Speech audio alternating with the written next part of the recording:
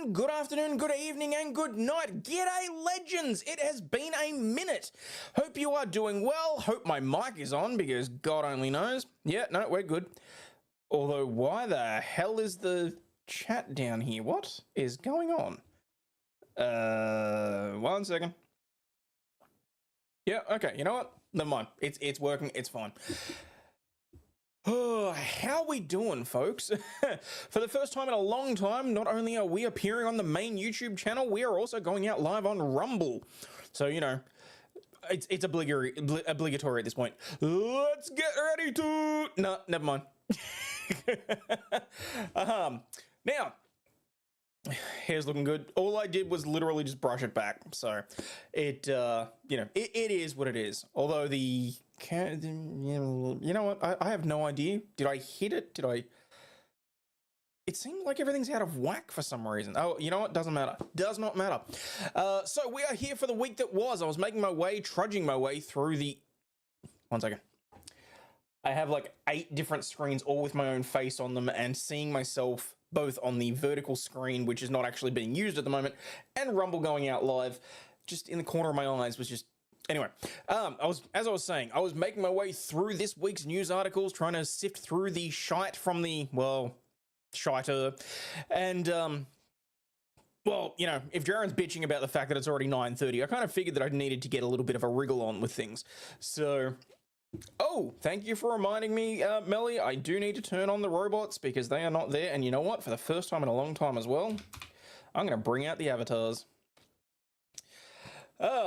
So what we have so far that we'll be making our way through, we have a creep on a bus caught videotaping a breastfeeding woman.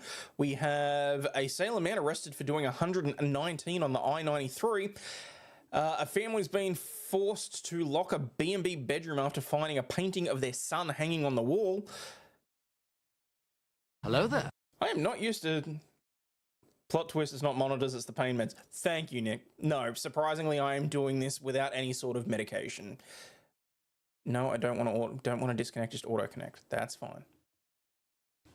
So, you know what, this might get a little bit weird or crazy or whatever else. For those of you that are unaware, the last 2-3 days I've been out of action simply because apparently between the pain in my hip, the radiating pain up my back, my wife decided it'd be a good idea to give me some interesting pain meds. Nothing illegal, obviously, but let's just say I was seeing sounds and hearing colors. So this hit just in you're old. Well, you know, shit happens. Worstlings, ladies, to feed your babies, perverts everywhere. They are, unfortunately. No notification because YouTube is arsehole. This is true. Where are we? Scott W over on Rumble says froze. What, the video froze? I hope not. Yeah, no, that's alright. Looks okay there. 48, it gets more fun. Oh god, don't tell me that. Like, so, because Lady Overlaw'd had to go to a work event yesterday. And, I mean, to be fair, she looked smoking when she walked out the door, to the point where I was significantly jealous, and I was concerned. And I was thinking, do I play the jealous husband card here? Do I insist that Scarlett and I attend, given that it's a work event? Or do I just let her do her own thing? And obviously, I did the mature thing, and I let her do her own thing, because, you know, I'm not possessive, I'm not jealous. Oh, I'm a little bit jealous. Honestly, if you saw how hot she looked, you'd understand why I had issues with it. But, she came home and she she was out for 6 hours. She had 5 shots and she came home and she was gone. Like, and not even that she was plastered. She was just feeling very sorry for herself. She was, you know, whatever else. No, I did not move the recliner. It's because my recliner, you know what, hang on. Before you distract me and get me off on another tangent, let me finish this story, okay? And she's like, and she just said to me, you know what? It wound up with drinking, it wound up with karaoke, and God bless her heart, my 37-year-old wife goes, I'm nearly 40, I'm too old for that shit. And you know what? That to me was like a stone hitting the pit of my stomach. I was like, oh my God, you poor woman. To show her how much you think how hot she is, I like to think so. Because I don't feel particularly old. I still feel like I'm still technically in my early mid-30s, okay?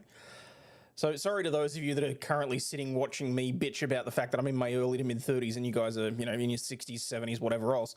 But my heart went out to the poor woman because she went, oh my God, I'm not cut out for this anymore. I'm 40. I'm just like, oh, sweetie, we've got to make more of an effort to get a babysitter and I need to take you out on the town. I feel like I'm failing as a husband here. But you know what it actually, well, no, it's not as old as you feel. You're as young as the person you feel. So she should be fine. I, on the other hand, have a MILF. So, which I'm perfectly fine with that, frankly. Like she went the full cougar is what I'm trying to say. And I'm very, like I was very impressed. It was leopard print at the top. It had plenty of cleavage. It had a suck me in waist. It was a tight black skirt. She had black tights on with the platform heels. And I was just like, oh, damn, if you didn't have to go to work right now, I'd be taking you out and showing you a night on the town. And then I thought, well, fuck, no, I wouldn't, because we have a 6-year-old that never lets us out of her sight, and we don't have anyone around near us that we would trust as a babysitter. So, you know. But, you're 27, not 28. How did you manage that? I was 50 in August. There's times I feel young and others I feel a year of it. Yep. I'm doing your CPAP rental period to see if I can get government to pay for it. Oh, okay. Well, there you go. Jumping in to wish you and the family a great weekend. Well, thank you very much, Malin, for dropping by and jumping in. Very much appreciate that. And Neo Dark Matter's over on Rumble. Great to see you over there. Just get it over the bathroom sink before she leaves. Just get it over the bathroom sink. That's one way of putting it. Cleavage, Mrs. J. Kitty Buck looks like she's shoplifting a couple of melons. Well, congratulations to you, and I hope you're a tit man. But no, it's just like, I felt bad because she came home feeling very sorry for herself. And I'm sitting there thinking, sweetheart, you are still a spring chicken in my book. Like, you know, you didn't have coffee this morning? Fair enough. I mean, look, it's my Saturday, and because I had to take the last couple of days off, it actually meant that I had to see clients today.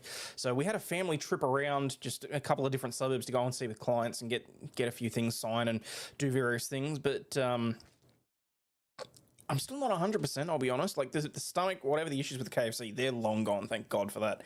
But I think it'll be a cold day in hell before I order KFC from the local place again.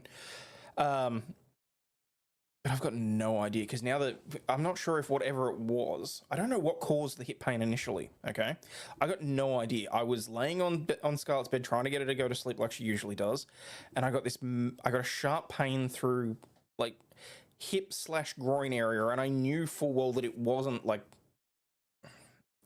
Anyway, it was a sharp muscular pain, but it feels like my other one's going as well. So I'm not sure if maybe my body's just going through like a regenerative period. You know how like apparently every cell in your body is replaced every 7 years or whatever else? I'm wondering if parts of my muscles broke down, because it would explain why my foot pain, like the issues that I have with my legs, come and go probably every 3 months-ish, if something like that is going on. So hello, Alita. Yes, I am up late tonight just because, well, for one thing, I've had a couple of days of rest, which is good. No driving yesterday or today. Well, I mean, I did a bit of driving today, but that's not really hot here or there.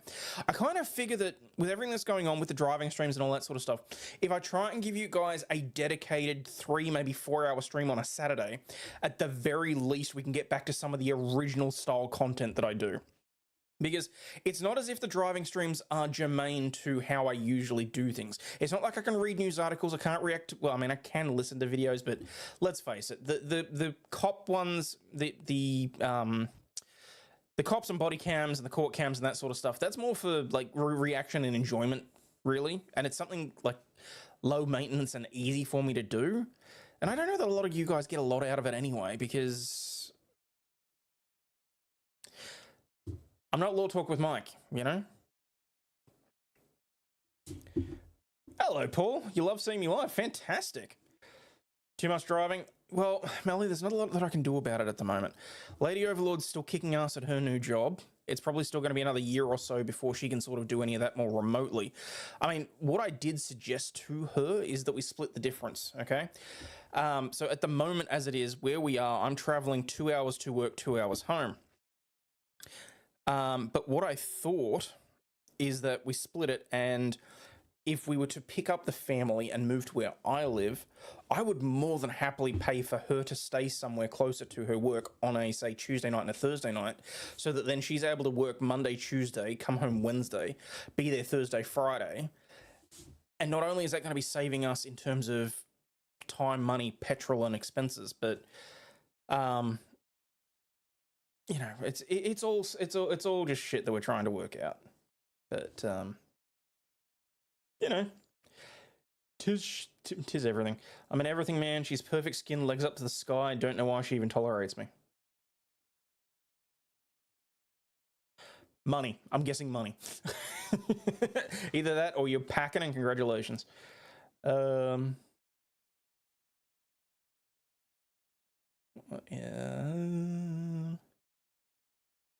Hey, Tankrat, how you doing? New member of the Legends status. Fantastic. Wait, what? Legends? Isn't that like the highest tier? What the fuck are you doing? Or did I? No. Hang on. Doesn't matter. Anyway, Tankrat, good to see you. How are you doing? Oh, no, I'm not ready to sit with my legs. Oh, no, that's a little bit too early for that. Anyway, what was I saying? I was just praising how attractive my wife is. It's a good thing she's asleep and she can't really hear this. Oh no, and back to the comment about the recliner. No, the reason that I did not. Will I be covering Erin Pattinson? I do plan on covering Erin Pattinson at some point in detail.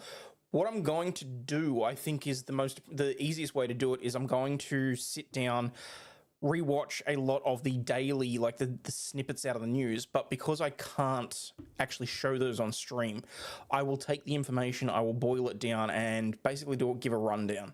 For those of you that don't know, Erin Pattinson's currently before the Supreme Court here in Victoria for allegedly, and I've got to be very careful here for the journalism reporting standards of criminal cases here in Australia, Victoria in particular. She's currently before the Supreme Court with three charges of allegedly killing her ex-family members, by which I mean her ex-mother-in-law, her ex-father-in-law, and ex-sister-in-law. Her ex-husband was also supposed to be dead, allegedly, except he pussied out and didn't go to the dinner. So ABC has great coverage. The trouble is, ABC, I try not to give them too much. Being a government-funded political mouthpiece, I try not to give them too much of a platform. Carlos 247 said, just got home from the roof climb at Adelaide Oval.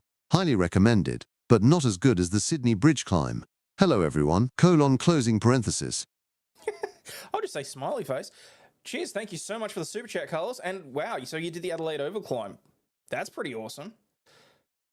Tankrat dropping 10 members. Fuck. Okay, hang on. Well, for starters, that means...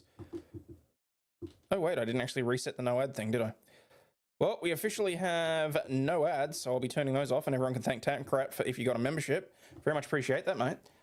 Where are we? I need to turn off the ads. Why is that not letting me do that? Hang on. Edit. Customize, monetization, and monetization is off. Sweet. Thank you so much. Before I go, hello. I'm doing well too. I hope you are. Alrighty. Robert, hello. Mufasa's illegitimate son. I love that I'm seeing the regulars from my Karen Reed stuff on a regular stream. You guys get to experience what I used to do before I took the job in Camperdown. So this is basically how I run these streams is I look at some interesting, funny, weird, wacky news stories. There may be videos thrown in. Generally, what I would have done is taken the time to sit down and actually proofread through some of them. So some of the stories may or may not be great tonight, just because I haven't actually had a look. And because Darren was getting a little bit antsy. I was going to actually leave the stream until about 10 o'clock. So, in 5 minutes from now, just so I could get through the week's worth of stories. Because I generally will go back through the last week, look at things that I thought was interesting, whatever else, and, laugh my ass off about them. We're going in raw, people. I have no fucking clue aside from basically the headlines, okay? But no, to finish off my summarization, to finish off my summary of Erin Pattinson. So she's facing 3 murder charges in Morwell, Victoria.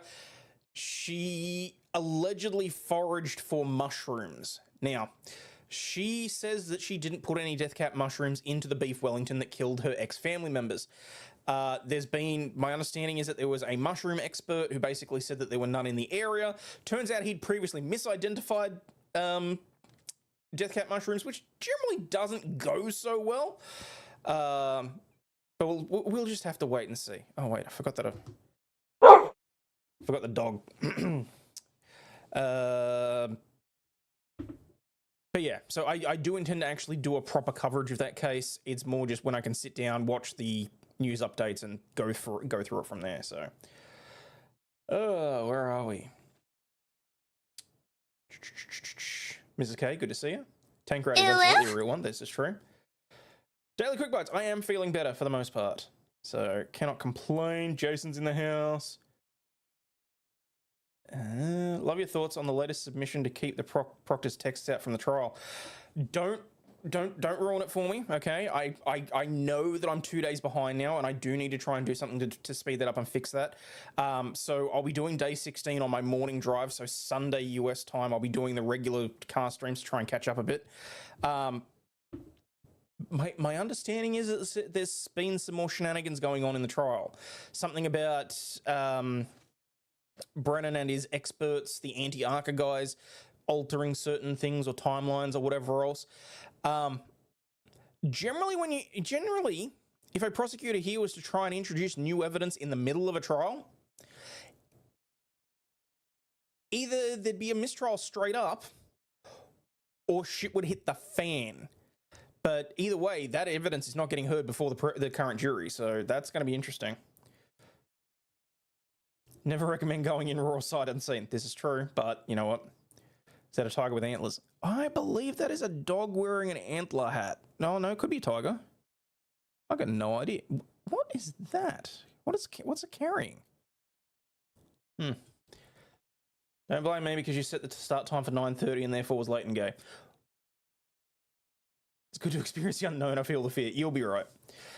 Hello, Divins. How we doing? And yes, I do generally go through and just say hi to everyone as they come in, just because it buys me time to do some other stuff.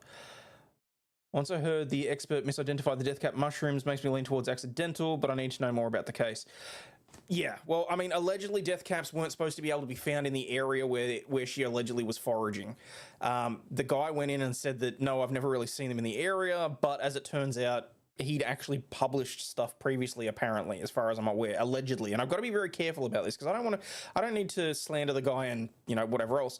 But when the expert that's in charge of basically getting her off, Giddy, misidentifies the deadly mushrooms, I kind of feel like she doesn't really have a chance in hell. So, wild mushrooming is very, very dangerous unless you absolutely know what you're doing. Yeah, and I don't think she was. The Becky Hill perjury case, I know details. I need to look further into that. If we can get to that tonight, I absolutely will.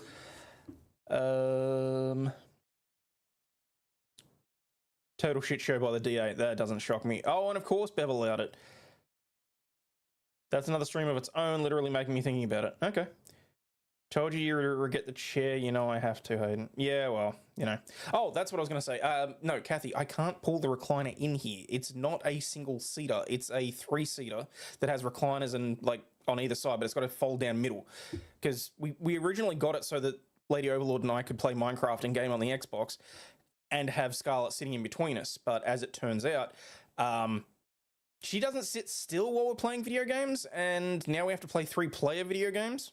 So she's got a Minecraft beanbag that she sits in front of the TV, which is ironic because I bought the cheapest, biggest TV that I could because the couch was so far away. So now I've got to worry about her eyesight because she's this far away from a 65-inch TV. Well, I think it was better when I just had the cheap projector. So Hanky's fricked himself. His two timelines are antithetical. If one is true, the other must be false, which means innocent and vice versa. It's not just not guilty. No shit. I look forward to looking into it. You're a lawyer. Go just hang out watching streams and reading manga before. No, fair enough. That's literally what I was doing before. That's one of the great things about trying to get the kid to sleep. I get a half hour, 45 minutes where I can just do something silently on my phone, which means I can either sit and read a book, I can read manga, I can read a comic, I can put my headphone in and I might be able to get an episode of anime in or a TV show or, you know, occasionally even one of the other Lord Trooper streams. Oh, it was so funny. I snuck into another channel's chat on Thursday night because I mean, for obvious reasons, I was in the recliner, I was in pain, I could not move, and so I thought, fuck it, I'll just see who's live, and I'm just sitting there, and they were talking politics and that sort of thing. Can I just say, like, I'm in no way getting a big head about this, but I got recognized in a completely unrelated chat.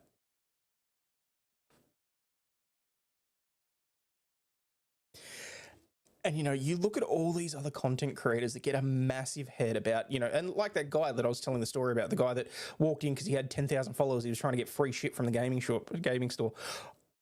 I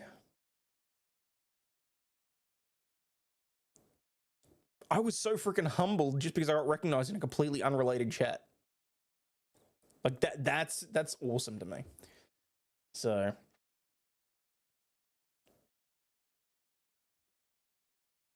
Never been involved with a gamer girl since. No, she wasn't a gamer girl when I started. She was a very, very young, very impressionable Christian girl who hadn't really had technology. She grew up in a very sheltered house, so hadn't even really watched The Simpsons. Like her parents would, she'd go home and she'd be allowed to watch Sesame Street at age 13. Does that sort of paint a picture? But no, I sort of eased her into it. Got her first computer, built it from scratch from spare parts, and gave it to her as a present. This is all while we're still in our teens. So this was like almost 2 decades ago. Holy shit, it was almost 2 decades ago. And sort of just like, it's just introducing her to user-friendly games like Plants vs. Zombies on the Xbox 360 and things like that. And just like, the big one was Minecraft. Like, once she learnt the controls for Minecraft, that sort of became a family thing that we did as a couple, and then we sort of, once Scarlett was old enough, she was able to be playing and that sort of thing. Surprisingly, Scarlett and I now are big into Power World, which, well, I mean, I say surprisingly. I was trying to get the kid into Pokemon. She wouldn't have a bar of it. Pokemon with guns, however. And she's all over it. So, just get my mushrooms from the store, like the mushrooms from the man on the corner too much. Oh, geez. Yeah, well, I can understand that. What even is time to yourself? No clue, honestly. And getting recognized by name, haven't even made good content yet. It feels good. Yeah, well, Daily Cookbox, you got a fairly memorable name, so that makes sense.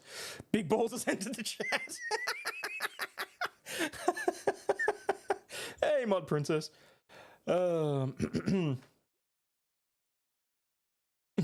Jeff would be ecstatic you were recognized. Oh, cheers. Looking back, The Simpsons and commies and the show writers are hell-bent on the destruction of the nuclear family, just like the other shows, as it turns out. Look, quite possibly. Space Invaders. I'm not sure if she ever played Space Invaders.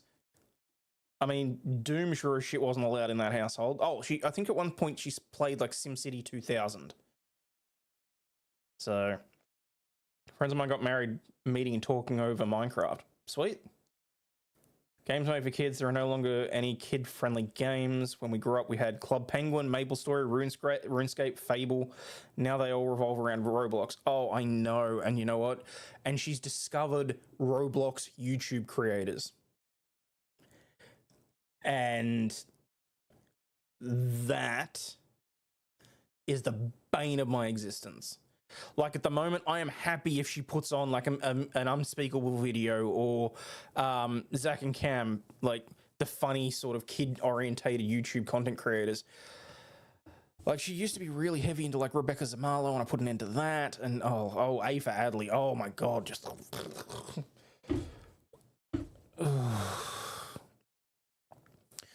But no, she's finding her own feet. She's finding things that she's interested in. I'm trying to steer her away from the mind-numbing stuff, if that makes sense.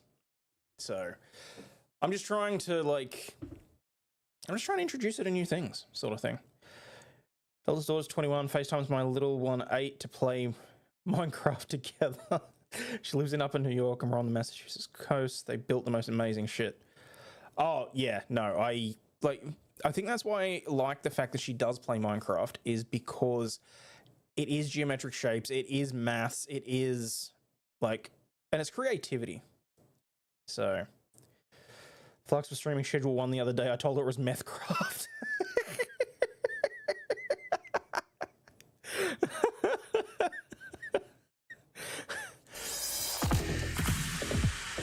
Oh, it's good to see Peanut again.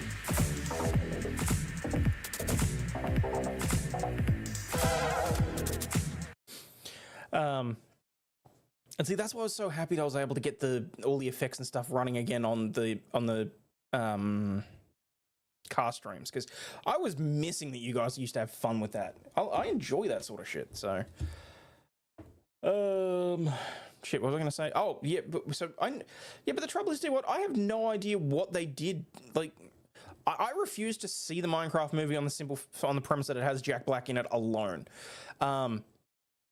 But I don't understand why the chicken jockey thing went so viral. Was it just because morons were being morons, or what? So, really wish Call of Duty would go back to normal, realistic boots on the ground. Maybe you could pursue an Anzac-based game, independent, not COD. The closest we got was the campaign in Battlefield 5, or was it Battlefield 1? But no, I agree with you. I would like to see something sort of like a return to Modern Warfare 1, 2 area, where it's just like realistic, but at the same time, it's, yeah, none of the crazy shit. Like, I enjoyed Advanced Warfare and Infinite Warfare for what they were, but I don't consider them to be Call of Duty games. It was they were first-person shooters, basically playing on the nostalgia of it, but they were adding in futuristic, tech and advancements and that sort of thing. And although I feel like we're heading towards certain things like that, you can't tell me that they're not you can't tell me they're not working on exoskeleton suits for soldiers and shit like that, because you see the stuff that they've got for civilians in terms of assisting disabled people and that sort of thing. I fully expect we'll see some of that shit in the next 10, 15 years, if on the outset. That's probably going to be significantly sooner than that.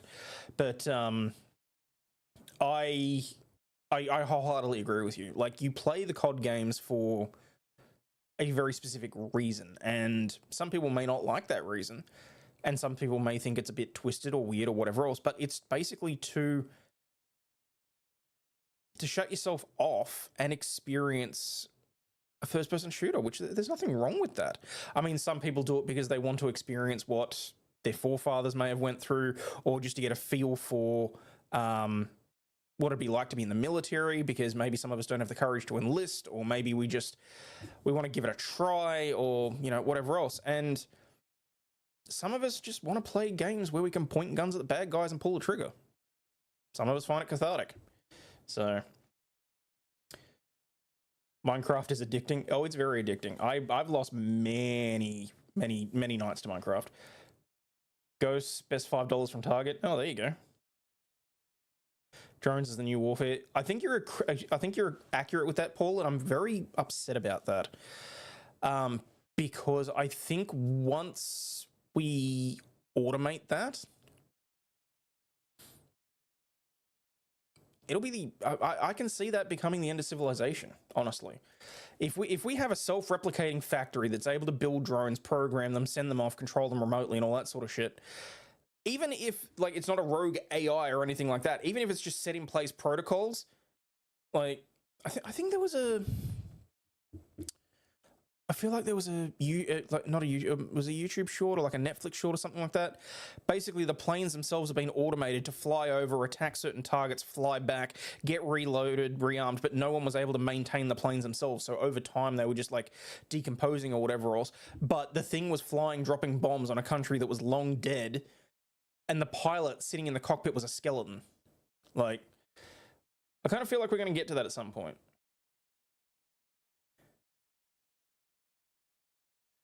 Oh, I'm sorry. You lost another one, Bernice. I'm so sorry to hear that. That really sucks.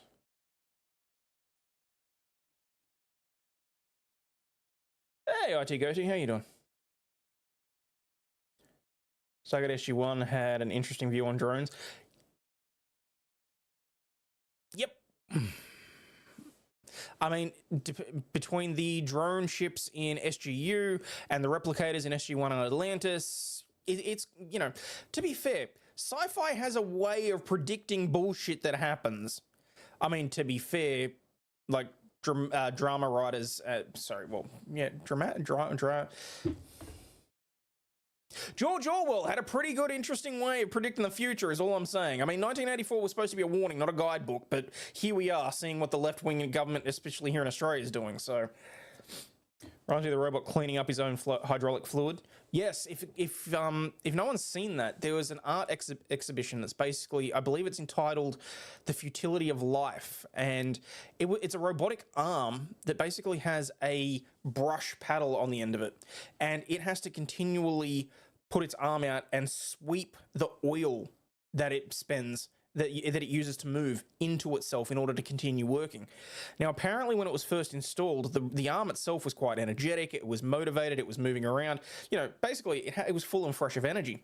But apparently over the years, because it hasn't been able to self-maintain itself and it's just sort of pulling the oil in or whatever else, there's been metal fatigue, it's wearing down, it's slowed down, and it's basically an example of how we push ourselves.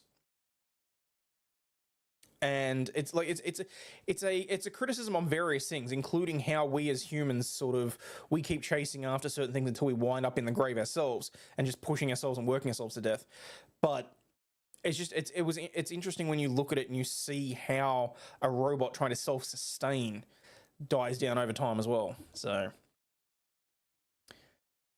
Sorry, I got completely distracted there. This is why I love doing these videos, because I can just sit and chat for you guys for like the first half hour to an hour, not even touch on a news article, but we're just catching up like old friends, you know? You'd be okay with AI robots taking over? Well, see, I think I'll be fine, because I always say thank you and please to Grok. So I like to think that, you know, if they're going to put a bullet in my head, they'll at least get it done the first time and not torture me. Stargate Universe had the civilization long dead, but the drones in space were still fighting it out. Yeah, and that's basically how season 2 ended. And am I right to sit like that? Nope. You know, I'm gonna give it a go. We'll see. And that's why I was so annoyed that SGU got cut off on that cliffhanger. For those of you that, you know what, I'm not going to ruin it. You know what, fuck it. If you haven't watched SGU by now, then, you know, nuts to you. Basically, the series ends with the massive ship Destiny making a jump between galaxies, and it's in order to escape these automated drones that keep chasing the ship no matter where they go. And, I really wish that they'd gotten at least a third, even a movie just to tie up. I want to know whether or not Eli died on the ship or not. You know? 2012 was supposed to be the end of the world. Well, my grandma broke her femur. She was just walking. Huh. Ever listened to the album Dark Side of the Moon? Pink Floyd spoke well, if that, as young men. True. Black Horse Cavalry's in the house. Hello. Star Trek did it first, the Doomsday Machine. I asked the smart speaker for YouTube, please, and it will always play the song Please, so I stopped that now.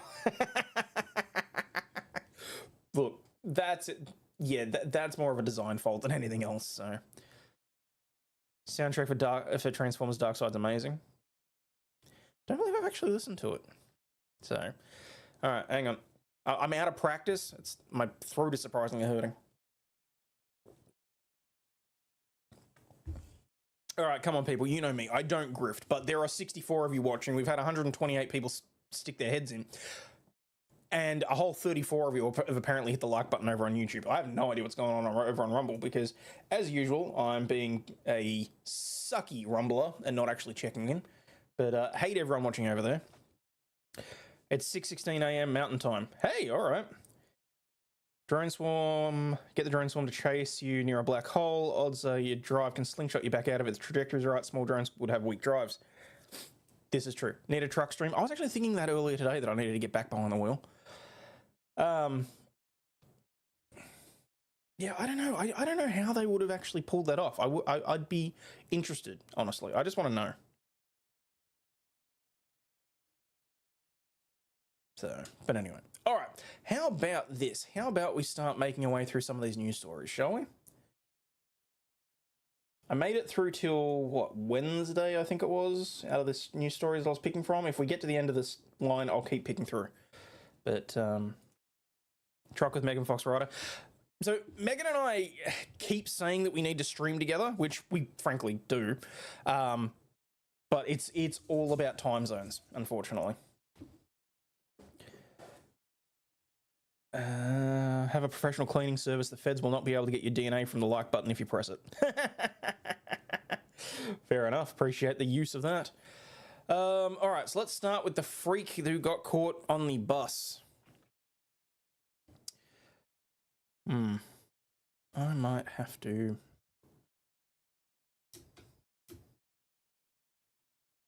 Oh, there we go. That works. Man caught filming woman breastfeeding on the bus tells passengers, fuck off, I'm English. What the fuck? Oh, X'd out. Hamadat Solu, 27, was breastfeeding while traveling with her friend when she was alerted that another passenger was filming her. A man was caught filming the mum as she breastfed her baby on a bus, told horrified passengers who challenged him, fuck off, what? A man who was caught filming told passengers who filmed him, fuck off, I'm English. The 27-year-old was travelling to visit her friend, but moments into the journey, a shocked passenger shouted at Hamadat to alert her that another passenger was filming her and zooming in on her chest. Hamadat, a healthcare assistant, demanded to know why he was filming, but the man ignored her. The Manchester Evening News reports, however, in response, she began to video the man and other passengers stepped into the defender. The footage shows the man wearing a high-vis vest being confronted by appalled passengers before he claims to have deleted the clip from his phone. When one passenger demanded to see proof, the bloke replied, fuck off, you're not touching my phone, who do you think you are, you're not the police. A second passenger then suggests checking the gallery on the man's phone for proof the clip was deleted. The man replies, fuck off, who do you think you are, I'm English and I live here. Okay, so the title is definitely a bit clickbaity then. Because he wasn't suggesting that he had the right to videotape her for breastfeeding because he was English. He's asserting his right to due process, which frankly the fucker could have just shown his phone, frankly. Where are we? Hamadat, who was originally from Nigeria but lives in Manchester, says the man was later confronted by the bus driver and kicked off the bus. The shocking incident took place while she was travelling on a B Network bus from Manchester to Ashton. She reported the incident on Saturday, May 3 to the police and says that she'd been left feeling horrible by it. That's entirely understandable. There's the whole point of being able to breastfeed in public is, you know, people, you're supposed to avert your eyes, have a little bit of decency, you know? Hang on, am I supposed to be looking that way or that way? Shit. I need to mirror my camera. One sec. What do I need to do? I need transform, flip horizontal. There we go. See, at least now it looks like I'm looking at the news. She said, a voice reached out to me at the back of the bus and told me that the man was filming me breastfeeding and that he was zooming in on my boobs. I asked the man if he was recording me and to delete the video, but he wasn't answering. That's when I picked up my phone and started recording. When he asked why he thought it was okay to film, when he was asked why he thought it was okay to film a breastfeeding mum, he said he had rights because he's English. How can you say you have rights to film a breastfeeding mum just because you're English? Hang on.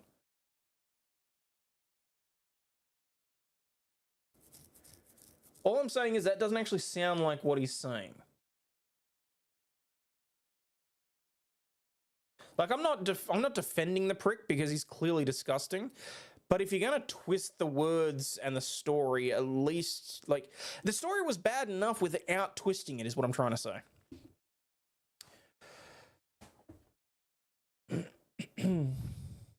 Shaken by it, she says that the interaction made her feel uncomfortable and as if she'd done something wrong.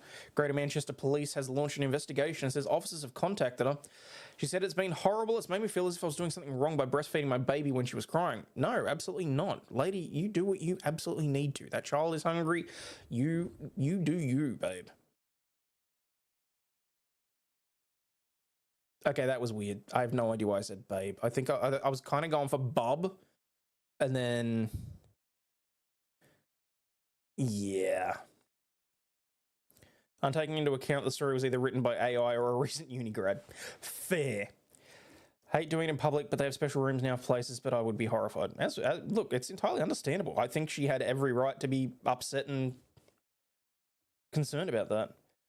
Feeding now too, but also what I don't think it makes sense an amount of times you say it. Wait, what? What country was it? England. Milk truck. Oh, wheels on the meals on the bus go round and round. No. Oh, don't do it, Hayden. Don't do it. Yeah, now I've got it stuck in my head.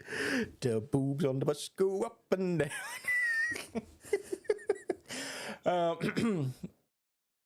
All I wanted to do was feed my crying baby and not to have my rights violated or be told by someone that he has the right to violate them because he's white. That's not what happened. He said that you can't take his phone because he's English. That's not this. After sharing 2 videos of the interaction on TikTok, the clips went viral, racking up 5.7 million views, likes, shares, and comments. One user wrote, anyone who says this lady shouldn't breastfeed in public should never eat in public again. No restaurants, not even a sandwich walking down the road. How dare you eat in public when babies shouldn't? It's a fair call. To the men who stood up for this mum, there's hope for mankind after all. You should be so proud of yourself standing up for yourself. Can't imagine how that man made you feel. Breastfeeding is not the problem. People sexualizing it are. People that sexualize breastfeeding are a bit weird. That's why I never understood okay, fair call. I've never watched The Boys, okay?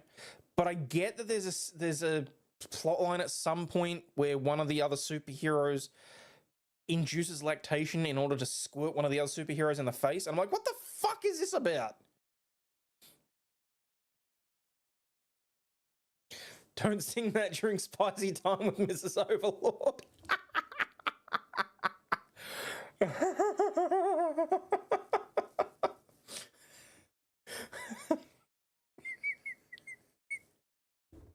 And see, now I've got to tell the story.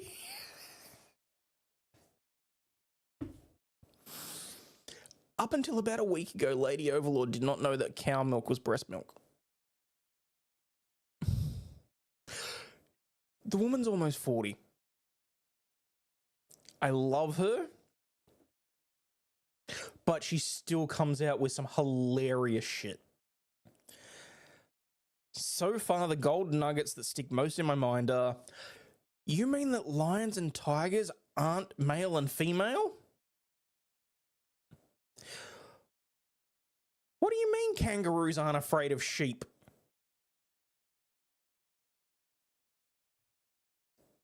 Wait, so all this time I've been drinking cow breast milk?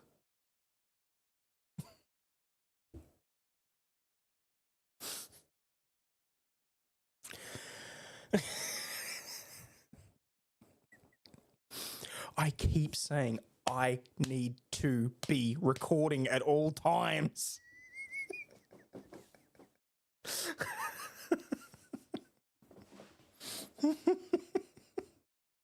Where'd you think milk came from? She thought that cows were just born to give milk.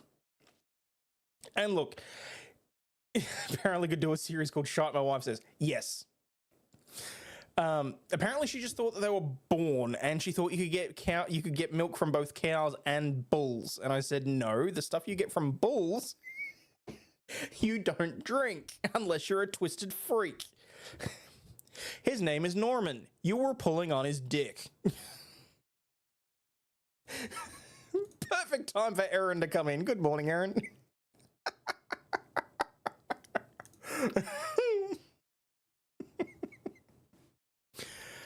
Oh, okay. All right, let me finish getting through this.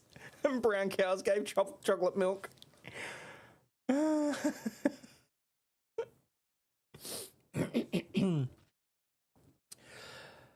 Metropolitan Police spokesperson said, we're aware of the footage that's circulating online in relation to the incident which occurred on a bus travelling to the city centre of Ashton. Officers from our transport unit have been in contact with the victim or are investigating. No arrests have been made at this stage and it's believed to be an isolated incident.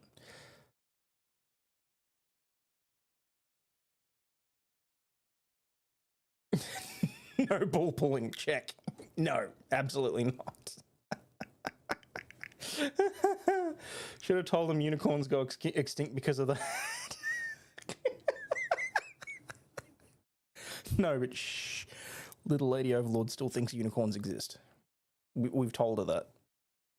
And that rhinoceroses are just really fat unicorns. But shh. Oh, okay. Look, this guy is just a prick, but I do think that they are twisting that story deliberately in order to stoke racial tension. I'll be perfectly honest. We started off with a spicy story, people. There was no need for this to be twisted to, oh, he did this because he was white. He did it because he's a freak. And at no point, based on this news article, did he at any point actually say that he had rights because of the color of his skin. He said that he had rights because he was an English citizen, so that people can't forcefully go through his phone and things like that, which is true. But that's the long and the short of it. But at the same time, I'm surprised he still has all his teeth. So.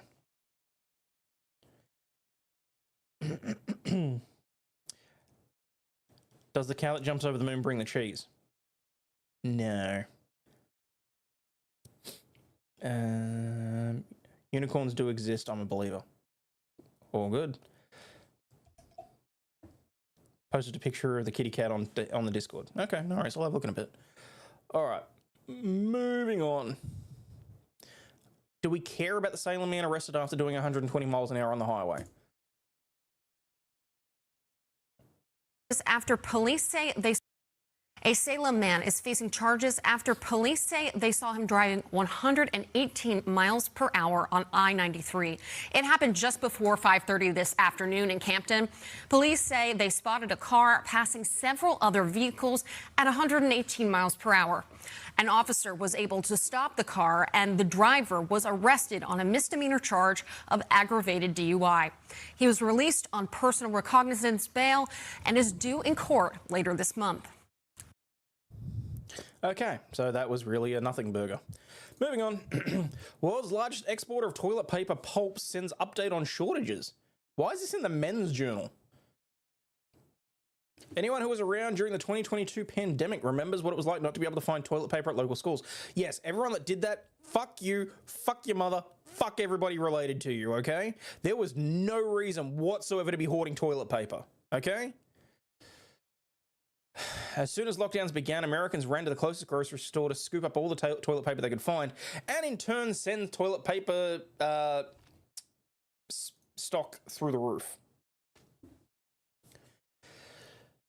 At one point, Americans increased their toilet paper buying by 102% over the previous year amid the pandemic. Other items such as cleaning products also experienced a big shortage during the pandemic, which makes sense. Excuse me. But toilet paper was the most high-profile item that flew off the shelves. Damn, that Coke went straight to my head.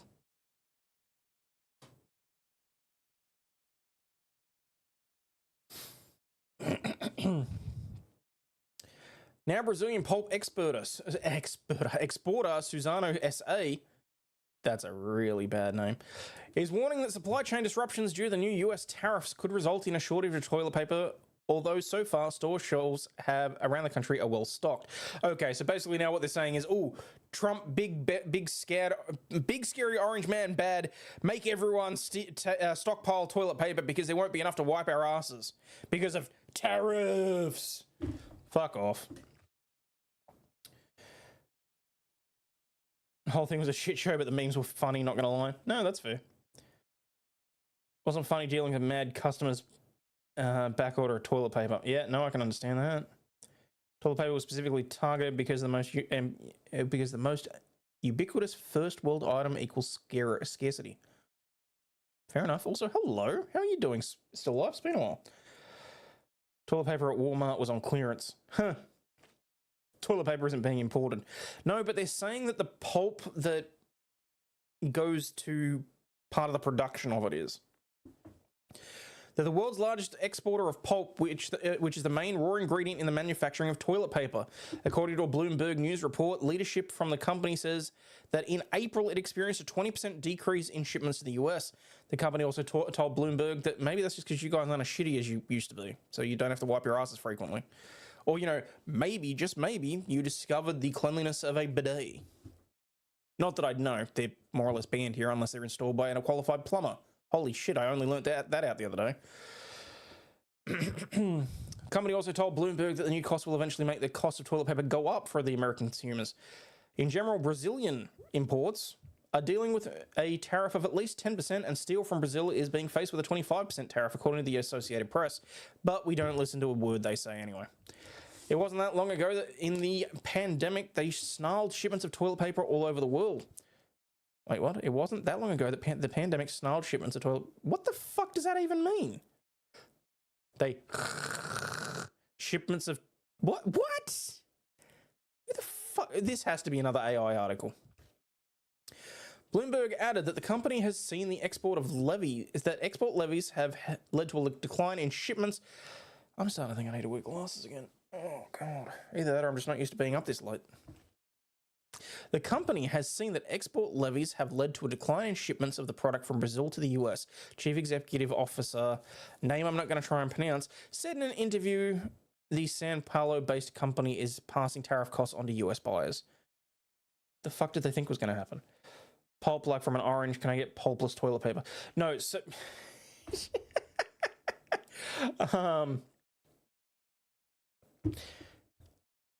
Are we really going to do this? Hang on.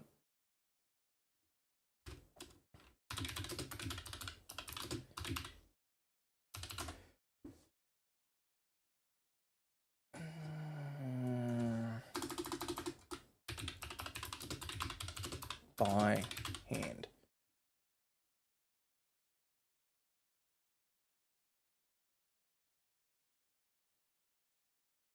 No, I don't want DIY. I just want to be able to show... Oh, fuck it. It's not worth it. I was going to show a video of people making paper by hand, but it's just, it's creating too much of a backlog. Toilet paper juice? Pretty much. Been using a butt washer for the last 10 years in the Middle East. Okay.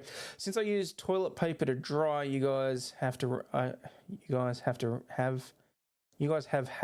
my rations of TP. Oh, okay. Fasted for 5 days on water and did not poo once. I don't doubt that.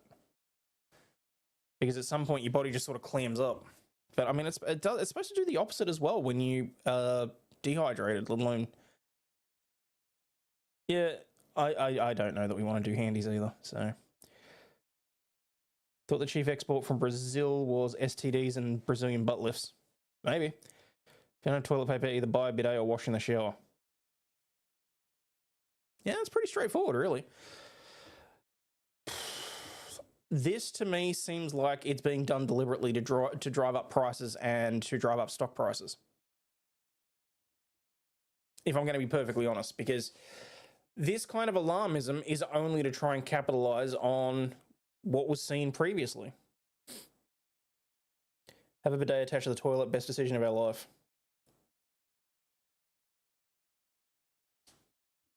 It was $20. Really? Maybe it's worth getting one installed then.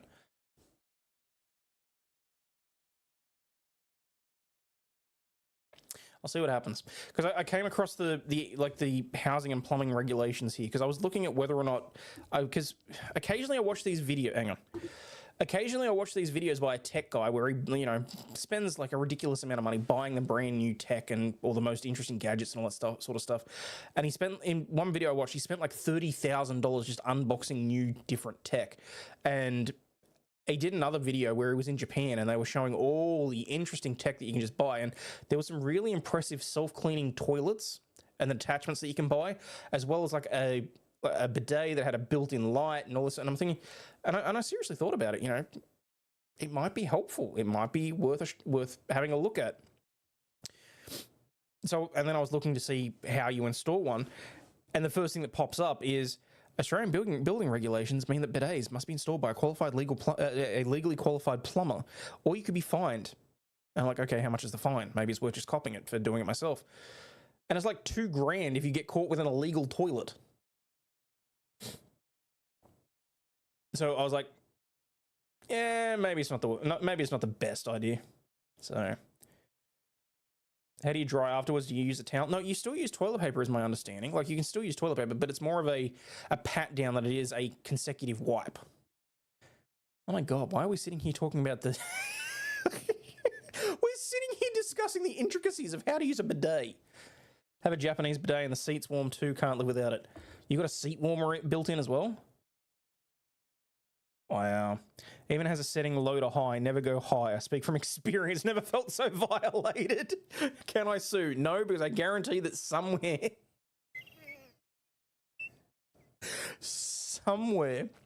in that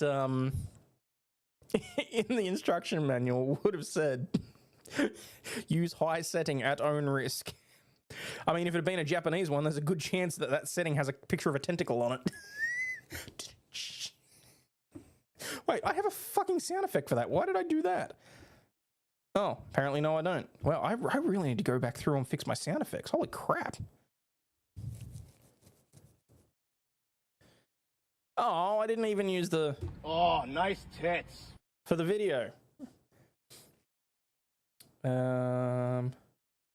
The ones on Amazon just clip to the toilet. Yeah, but apparently because of the way... So this is one thing that you guys in America might not understand, because our toilets are actually really different. Aussies, you won't actually know this, but the American toilets are very different to ours.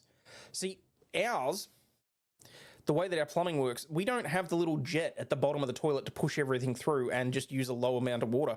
Even with our low-flow toilets, a significant amount of water sits in the bottom of our toilets. And it's basically just... hydrodynamics for everything to get pushed through when you flush the toilet, and it comes down off the sides and pushes everything through. I cannot stress this enough. Every toilet that I sat on in America had this setup, so I don't know whether or not you guys have a different setup generally, but they're very different, and it might explain why ours go... No, because that's the Coriolis effect or whatever it is, but they are different.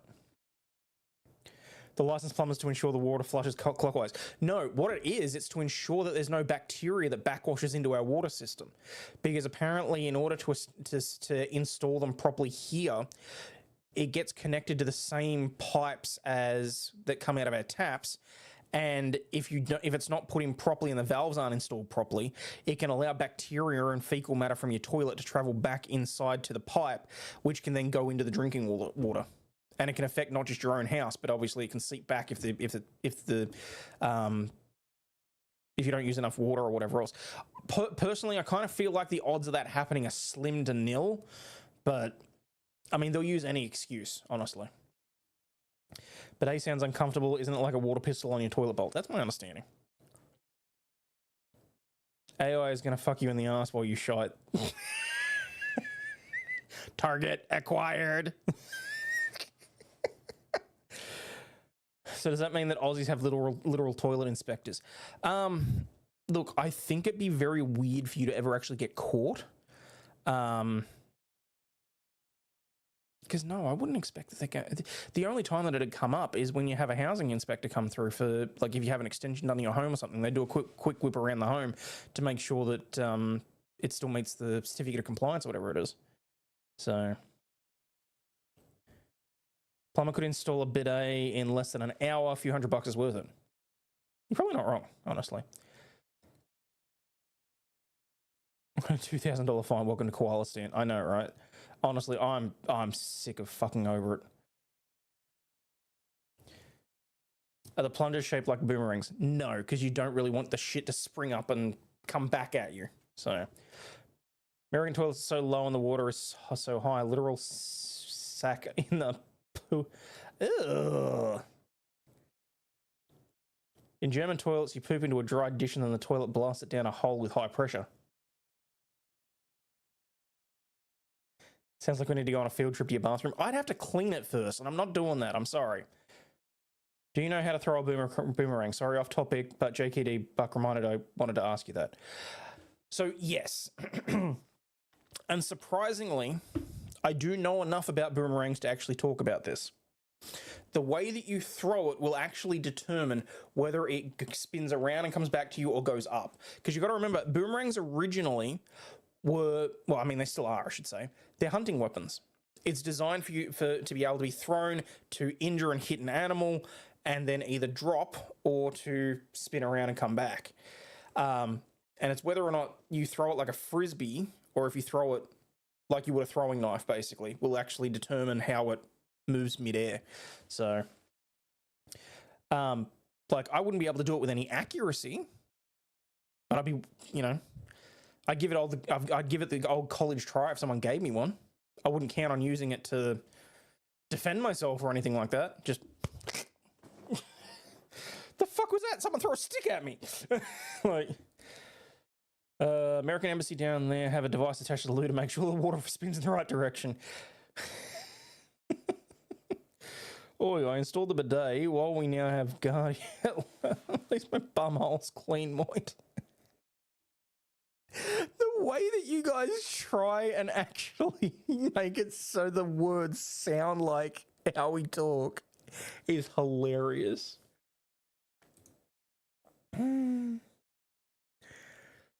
Toilet inspectors probably get $100,000 a year, quite possibly.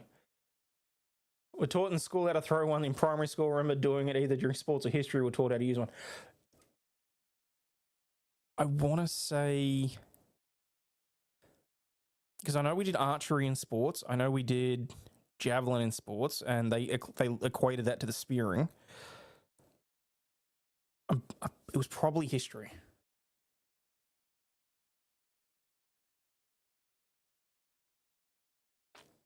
Since you Aussies are upside down, how do you actually poo without it falling on your head? Well, once you put your ass on, it creates a vacuum seal, and you basically just hold on for dear life. Hey, Valerianus.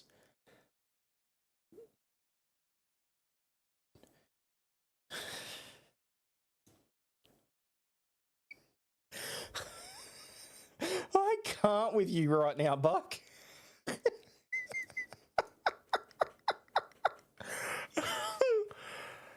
I had a close friend that I saw every week for 7 years. He had to move back. Oh, that sucks. All right. So that's the toilet paper story. Moving on. What the fuck? What? Concerned lesson plans encourage strangulation during sex. I swear to God, all I did was go through the news aggregator and right-click on the different funny news headlines. How we got from breastfeeding to strangulation during sex, I don't know. A council's been criticised for creating a PowerPoint presentation that appeared to endorse strangulation during sex that was intended to be used in schools. The slides include the sentence, "It's never okay to start choking someone without asking them first." Oh my God.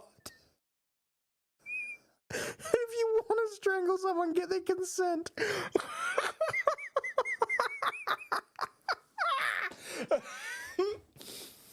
Bridgend Council said it was part of a draft version never shown to children, and the slides were dropped following feedback from professionals. Yeah, probably because the professionals actually knew what the fuck they were talking about. Experts and a politician, of course there's a politician involved, have asked why the Welsh Authority deemed appropriate to include an illegal act in any draft of the presentation. Oh, cry me a fucking river. Natasha, pull your head out of your ass. It was a draft of it was a working draft of something. Oh, boo-hoo. Someone made a mistake or someone included information that you find offensive. Go and stick your other hand up your ass and just Sit on it and rotate. Jesus Christ. Choke me, daddy. The council commissioned the school resource from their in-house domestic abuse service called ASIA, and a presentation was leaked last year. Prime Minister Keir Starmer, see how I refuse to call him sir, because anyway, and Wales's first minister were among those sent an open letter raising concerns of parents and professionals that deliver sex education lessons. Claire Waxman, the victims commissioner for London, told The Times that the material was deeply concerning.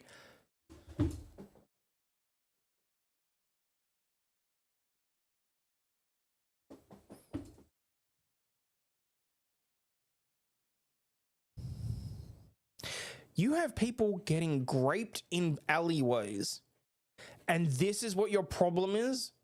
It's the fact that some people get off on getting choked during sex? Autoerotic asphyxiation is well and truly a documented fetish. I get it. This is not something to be shown to kids. But right now, I feel like Karen's... at this point, I feel like the lady doth protest too much.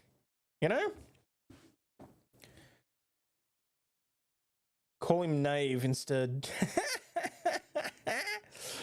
Had a working draft of my dissertation for my degree filled with lots of colourful words and insults. That one never saw the light of day, but I still have it. Well, let's put it this way. The Unbreaded Manifesto. That was effectively the draft version of the guy's dissertation, which people praised. Just saying.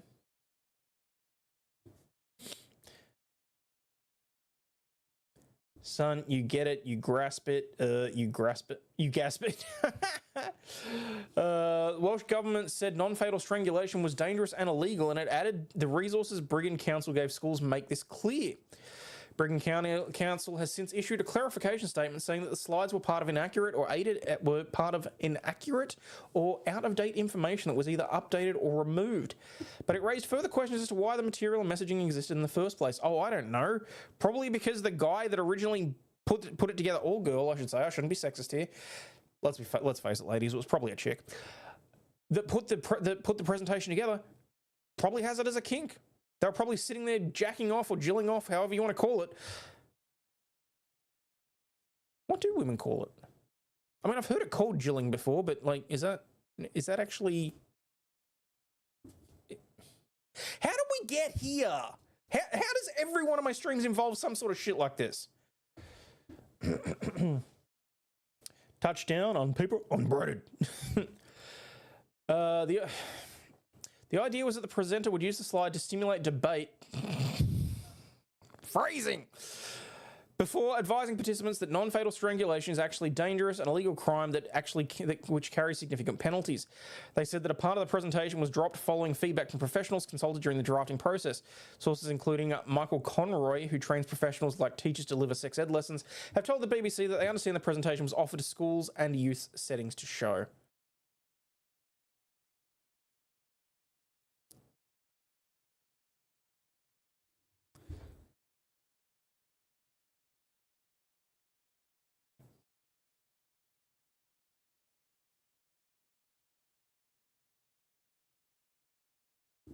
This is the guy that sits in the sex ed class and stares into your soul and says, abstinence is the only way.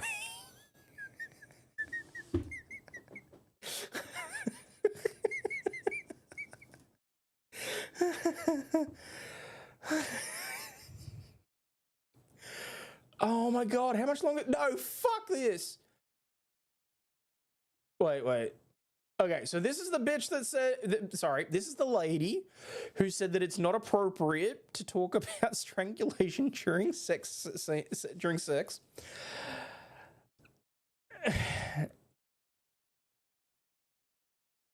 And this woman wants the government to take control of all sex education material. I fucking wonder why. Oh, well, I scared off like 15 people. Yay! Got to record everything like Diddy. Oh, God. All right, moving on. A family's been forced to lock a B&B bedroom after finding a painting of their son inside. A family on holiday were left feeling creeped out when they walked into their bed and breakfast to find a portrait of a very familiar face staring back at them from the wall. Oh, he's just your everyday 7-year-old. There's plenty of kids that look like him.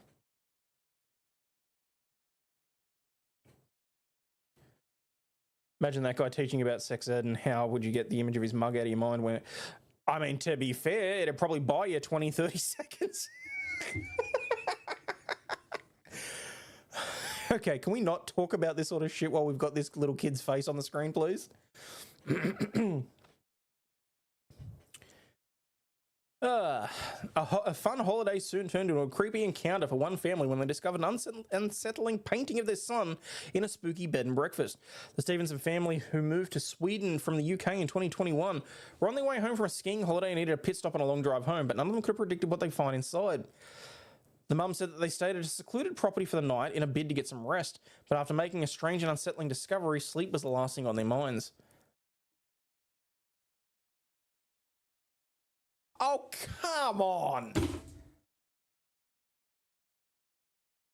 Are you fucking kidding me with this shit?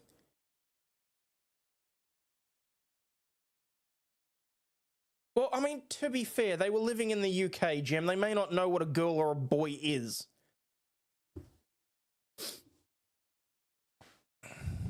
The artwork, called Flowers in the Meadow by a Swedish painter, depicts a little girl, but she looks remarkably similar to the youngster except for the long hair. In the painting, the child can be seen wearing a hat and is surrounded by flowers. Yeah, no shit, you think?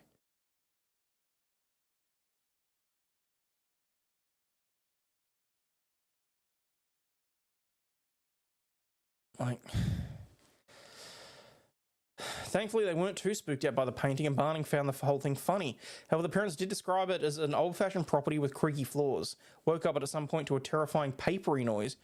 Think rifling of pages or a deck of cards, but we all survived.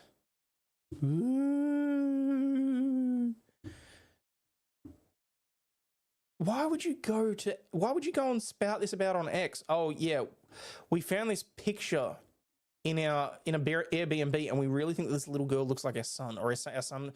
Imagine going on X and posting that. We found this picture of a little girl in a secluded place, and we just think it looks remarkably like our son, and we're really creeped out by it. Is this supposed to be something that we're supposed to act on? Is this a sign? Like... Main character syndrome. Agreed. You know what? That's the end of the attention that I'm going to give these people as well.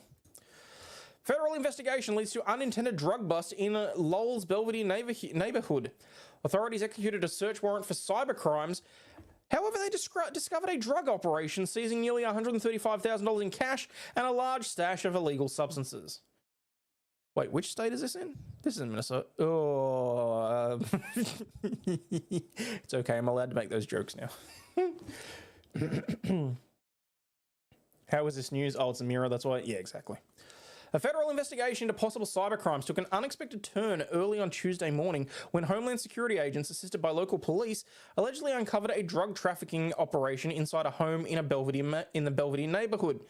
The Lowell police said that in the incident report that they seized nearly $135,000 in cash, along with MDMA, cocaine, marijuana, psilocybin mushrooms, and THC products, leading to the arrest of 28-year-old John Simers.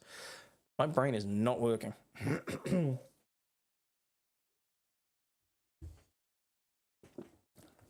because I got sleep. It's severely underrated, but more to the point, I'm back here in front of you guys. Honestly, that's okay. Real talk. Because I haven't done a therapy session on YouTube in a long time, okay? I'm well and truly overdue. For those of you that are new around here, that's basically where I just sit and chat and, well, bitch and moan to you guys, because as bad as it sounds, I don't have my best friend anymore. So the person that I would normally gripe to and who would normally gripe to me, I don't get to talk to, and I don't unburden myself on Lady Overlaw'd like that because, well, half the time I'm griping about her. But I miss doing the streams where it's just me in front of the camera and talking to you guys and just reading some funny stories. I really do. So I can't even remember what I was going to say when I went back onto the big camera. But yeah. Thank you so much to everyone that's here. Hey, we're back up to 58 people. So, all right. Rather than, oh, and for the record, people, I do generally save those as a member stream. Just saying. So, where did I get to? Special agents from the Homeland Security Investigation Cyber Crime Unit. God, why would it? You can't even turn that into a fucking acronym. Special agents from HSICCU, along with members of the local police, arrived at the incident at what the incident report states as 483 Buttman Road, Unit 1, shortly before 6 a.m. to execute a knock-and-announce federal warrant. The warrant was aimed at collecting computer equipment and any digital storage media in the home. Simers, who told authorities that he lived at the location for approximately 3 years, answered the door and agreed to speak with law enforcement, according to police. No. Bad. Where's the rolled up newspaper? Bad. It is always shut the fuck up Friday, especially when the feds are at your door. As agents searched the residence, they allegedly discovered a large stash of drugs and cash, prompting detectives with Lowell Police Detective Special Investigations Section to get involved. Police allegedly uncovered nearly 15 pounds of pot, 49 grams of cocaine, 398 grams of MDMA, 919 THC vape pens,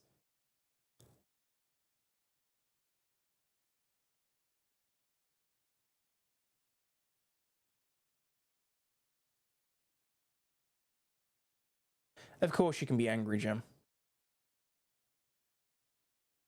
It's okay to be it's okay to be angry about it. There's the days that I am too.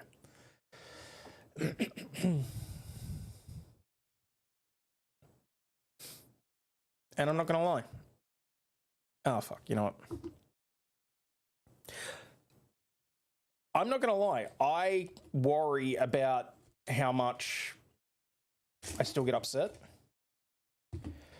But I've come to realize that, you know, irrespective of what people have told me about how long you're supposed to grieve and all that sort of shit, I've realized that my situation is very different to what a lot of people would go through. Because, well, to put it blank, I haven't had time. So whilst it may feel like 5 or 6 months have passed for a lot of people, the last few months for me have been a blink of the eye. So, could be worse. It could be baby oil. This is fair.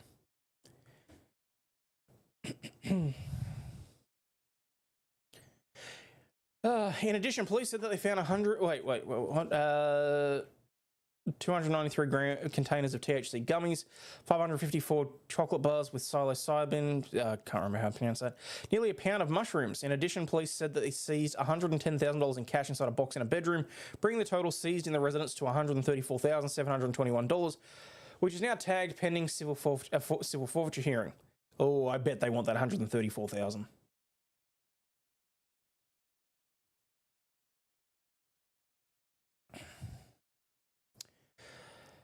Police said that they also recovered from the apartment 2 unidentified substances, a red-brown powder and 2 black brick-like objects totaling nearly 1,400 grams.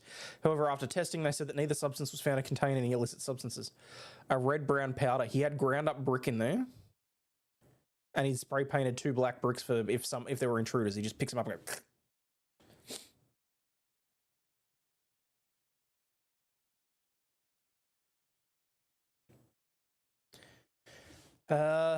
Simers was placed under arrest at the scene and faces multiple charges, including top charge of in the indictment, trafficking more than 200 grams of MDMA, a crime that court documents state carries a mandatory minimum sentence of 12 years and up to 20 in prison.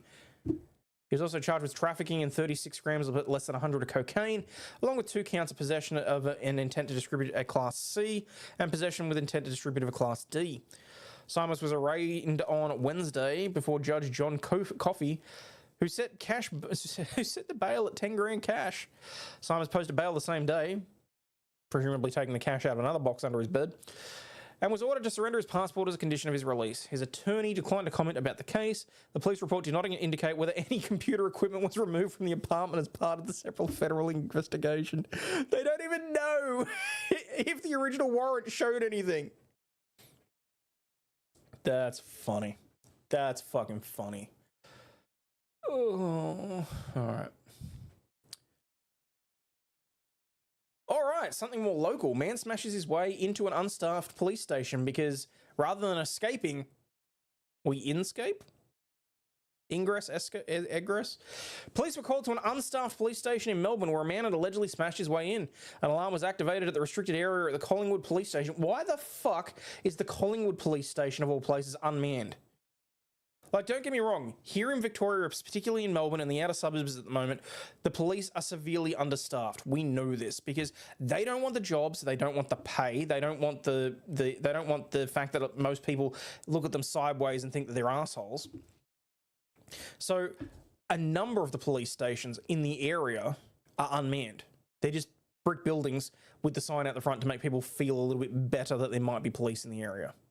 Thankfully, I personally live close enough to one of the main just staffed ones in the area that I don't really have to feel that, you know, because the whole adage, you know, where when they're needed, when seconds matter, police are minutes away, which is true. But I sure as shit wouldn't want to live like 5-10 minutes further down the road where they have nothing. 4 months ago, I lost my only friend that stuck by me through thick and thin after 25 years due to a stroke. Oh, Jesus, I'm sorry, Jason. You think people are done pretending to be you in Nick's chat?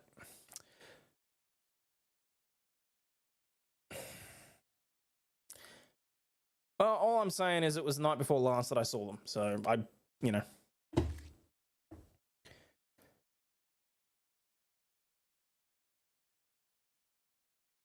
All right. Anyway. Police allege that a man had tampered with a police car on the street before smashing the window at the front of the station, making his way inside. He allegedly refused to listen to responding officers and was tasered and doused with capsicum spray before he was arrested. He was deemed not fit to be interviewed, and the case was pending further investigation. In response to Nine News' questions into whether the station was unstaffed at the time, a police spokesperson said that there will be a review, but confirmed the reception counter had been closed to the public. Yeah, so there might have been someone like...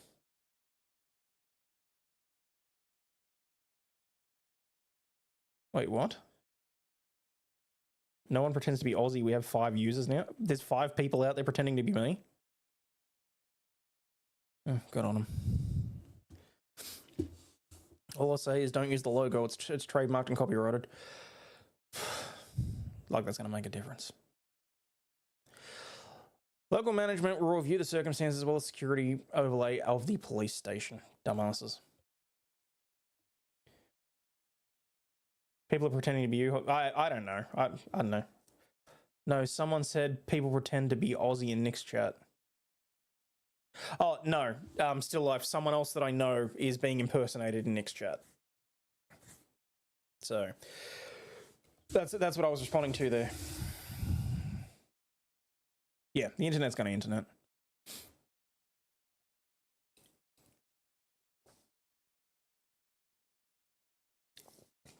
Police cause more trouble than they solve, so I'm rather conflicted on hearing that there are less police officers around. I mean, I look at it this way. If the cops aren't here to protect my family, I sure as shit am going to. So today would have been my husband's birthday. He died in 2013. Still heartbroken on days like today. Thank you for giving me something to laugh about. You're very welcome. And you know what? Just for that, I will try harder to be funny tonight as well. Okay? For example, Southern Baptist pastor has been suspended by his own church over secret social media accounts. A prominent pastor, Josh Buse, who previously left the Southern Baptist Convention over what he described as its growing liberalism and wokeness, has now been suspended by his own church. Oh, no shit. The decision follows revelations that he allegedly operated anonymous social media accounts used to attack fellow church elders and pastors connected to the conference he organised. Buse was the founder of the G3 conference, which describes itself as content producing a content producing ministry to educate, encourage, and equip the church through resources and events for the glory of God, and pastor at Praise Mills Baptist Church in Douglasville, Georgia. Religious News Services reported on Monday that Buse played a key role in drafting the 2018 Statement on Social Justice, which argued that progressive views on race, especially critical race theory and gender roles, were making inroads into evangelical circles. I'm so glad I stopped myself there. I legitimately, and this isn't, I'm in no way trying to be rude, I legitimately read that as into evangelical circuses.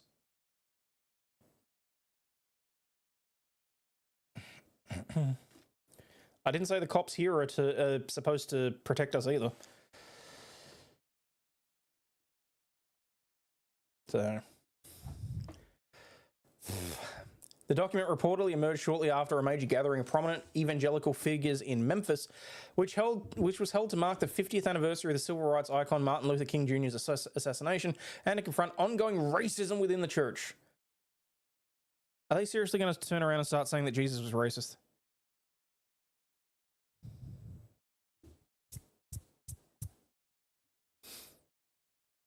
That still mean shame, or am I just pissing somebody off? Or does it look like I'm jerking somebody off? I don't know. I don't know what it is. Southern Baptist Convention is the World Wrestling Federation of Christianity in the USA. Interesting. So if I go there, I'll see a pile driver with it. Gonna stop myself. He was particularly vocal in his criticism of former Southern Baptist ethicist Russell Moore and Bible teacher Beth Moore, no relation, accusing them of advancing liberal theology. He also took aim at former SBC President Ed Litton, alleging that he plagiarized sermons. Buse was placed on indefinite leave last week after church officials reportedly discovered conclusive proof that over the past 3 years he'd managed multiple online anonymous platforms. These included 4 social media accounts, 2 email addresses, and 2 Substack blogs. Dude's got way too much time on his hands. According to the church's statement, these accounts were used to publicly and anonymously slander numerous Christian leaders, including faithful pastors, some of whom have spoken at the conferences. Several of the elders doesn't matter. Since then, Josh has acknowledged his sin and expressed sorrow and asked for forgiveness, according to the church's statement. His desire is to personally ask for forgiveness of everyone that he has slandered or lied to. If he's slandered, sue him. See how it plays out in court. It's not just conclusive proof. He kept lying about it for years. You're going to have a tornado storm soon? Well, please stay safe. Why is there a dog bone under my foot? Sorry.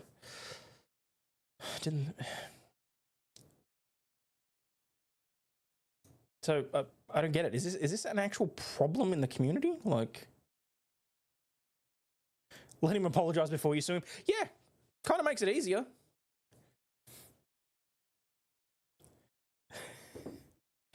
They confronted him with 100% proof and he kept lying. Huh. There you go. Hang on, I'm going to go through and clean up some of these. Psychopaths are more attractive. Not shocked. What's this one? It's a motor bike. Bizarre moment. Bull steals a scooter and takes it for a spin. No. Are you serious right now? Hang on.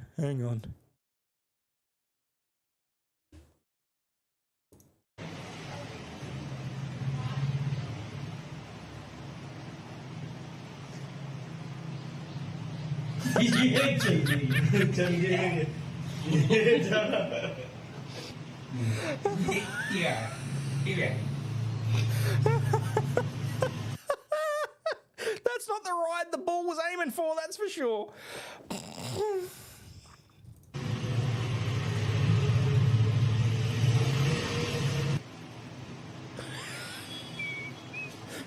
Baby, come back here. Where are you going? I just want to love Moo.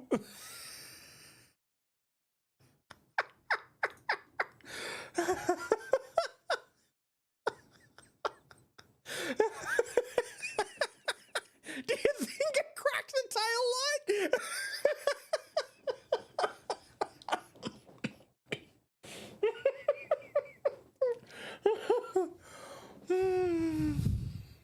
That's so funny. I'm not even going to bother reading the story on that. That's I can't top that. That's great.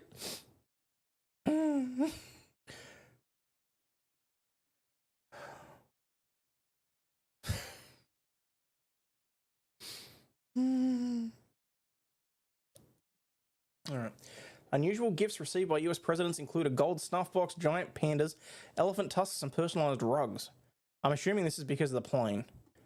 But is there I don't think it really matters. What else we got?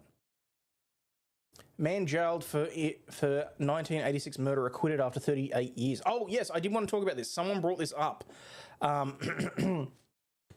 So this poor bastard got acquitted after 38 years behind bars for a murder he did not commit. Oh, yeah, no, and you just know that a few days later, a steer is coming along and just sprinkling broken parts of a scooter around as well.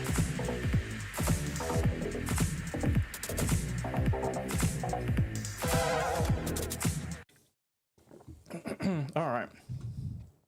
That's not a flattering photo. That's the face of a guy that goes, "The fuck just happened? What do you mean I'm going away for life?"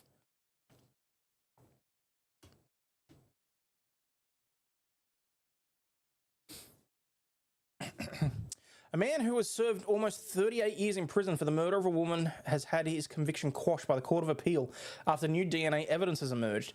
Peter Sullivan was jailed over the 1986 killing of a 21-year-old barmaid, Diane Sindel. Sindel? Sindel fatality. Sorry. Oh my God.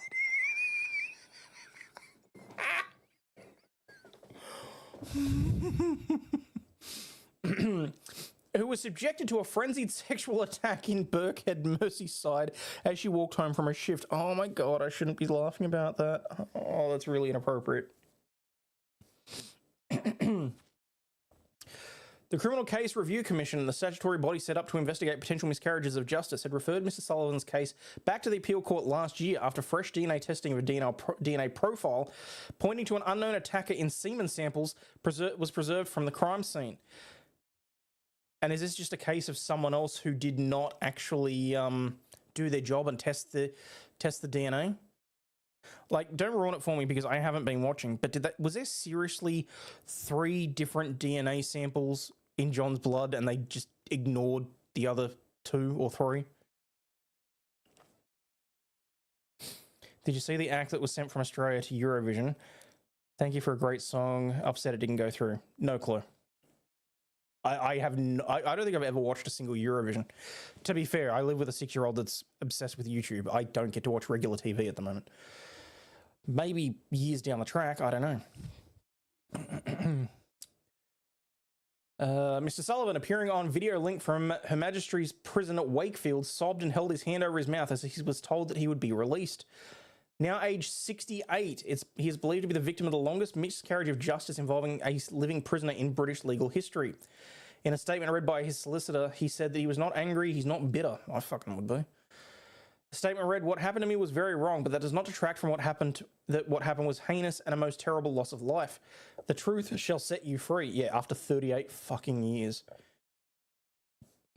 Speaking after the hearing, Mr. Sullivan's sister Kim Smith said no one had won and expressed sympathy for the victim's family.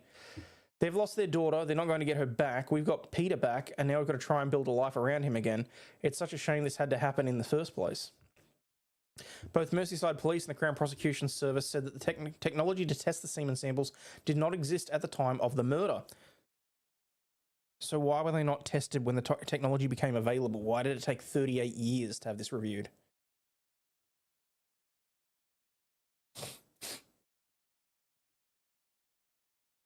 $3 profiles for his pants, 5 for his shoe. So allegedly 2 different people picked up that shoe. 2 extra people. Interesting. Wonder if one of them was the one on the stand.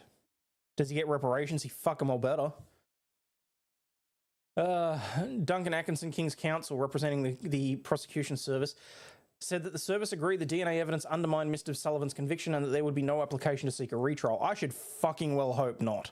Could you imagine being the dirty prick turning around and saying, you know what, you've been in jail for 38 years, there was possible exonerating evidence, so we're going to recharge you despite the fact that you've spent 38 years behind bars for a crime you may not have committed. I mean, I feel like it had happened in Canton.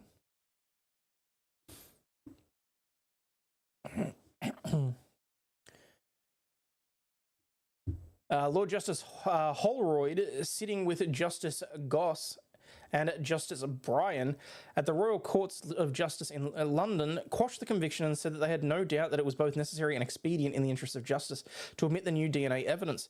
He said, in the light of the evidence, it is impossible to regard the appellant's conviction as safe.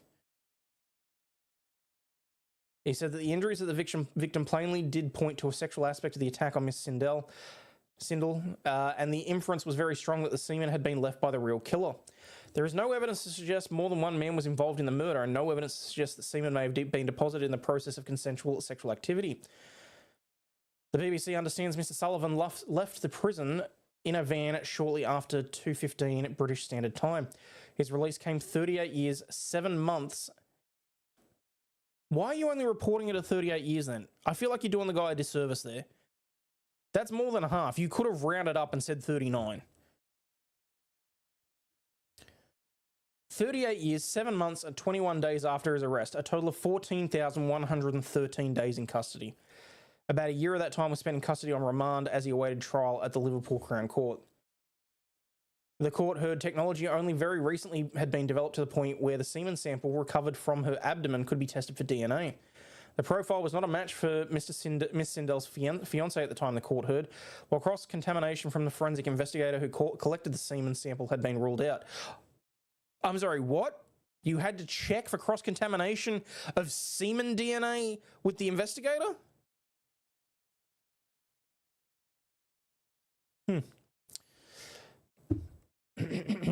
Merseyside Police has since reopened its investigation into a murder, but the force said unfortunately searches of the National DNA database had come up without any matches. The force said it did not underestimate the impact of the conviction on Mr. Sullivan. Detective Chief Superintendent... My God, the titles some people give themselves to feel good about what they do. Karen Jundrell said more than 260 men have been screened and eliminated from the renewed investigation since 2023. Wait, what? If they renewed the investigation in 2023, why is he being released now in 2025? If this was a possibility 2 years ago, who the fuck fucked up and why was this not expedited?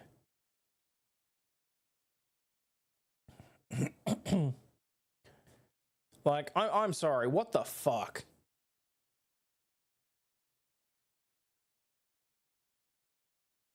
We've enlisted specialist skills and expertise from the National Crime Agency, and with their support, we are proactively trying to identify the person the DNA profile belongs to, and extensive and painstaking inquiries are underway. We can confirm that the DNA does not belong to any member of Diane's family, nor her fiancé at the time, and we believe it could be a vital piece of evidence linking the killer to the scene. No shit, Sherlock, you fucking think? It's a sexual assault case. You think that semen found on her might be a vital link? Maybe just think before words come out of your mouth, you know, especially when you're talking about a poor bastard that was been behind bars for 38 fucking years.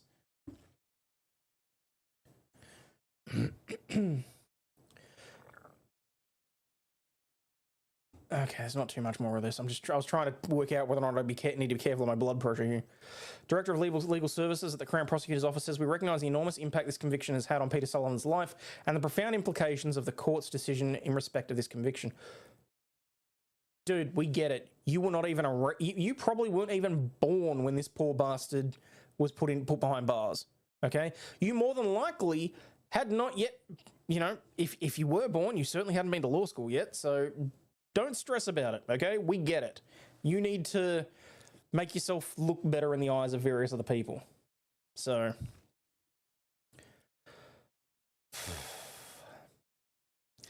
he said that after the new DNA evidence was presented to the service, it concluded it could not oppose the appeal. It could not... What? The prosecutor's office could not oppose the appeal? You were going to automatically? The victim, who worked as a florist but was also doing part-time bar work to save up for her wedding, was believed to have run out of petrol while driving home from her shift at the Wellington pub in Bebington, Wirral, shortly after midnight on August 2, 1986. Detectives believe that she was walking to an all-night garage or bus stop, where she was attacked and dragged into an alley. She suffered repeated blows to the head, which caused her death, and had injuries including bite marks and lacerations. Have they checked for a Lexus?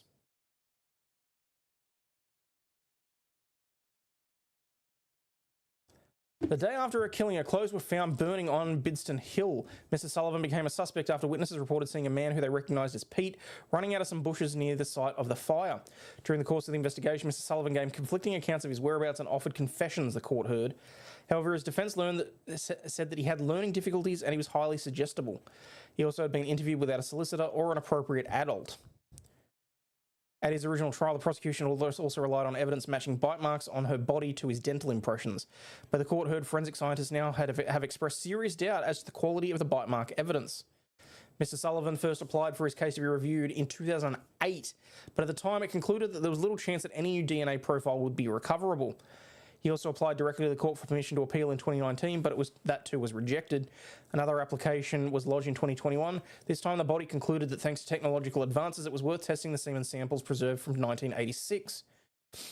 Mr. Sullivan's defence team, led in court by Jason Pitter, King's Counsel, said that he acknowledged that attempting to test a sample any earlier could have destroyed it permanently without yielding any results.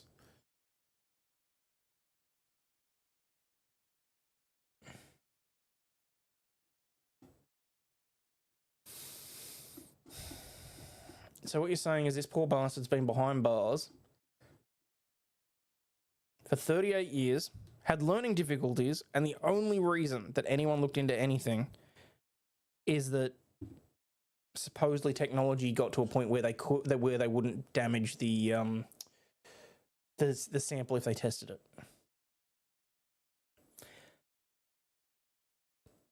Semen in the freezer for 38 years. Clearly, you've never looked at the back of... Oh, you know what? Never mind. I'm leaving that alone. So, all right. Let's move on to something else, shall we?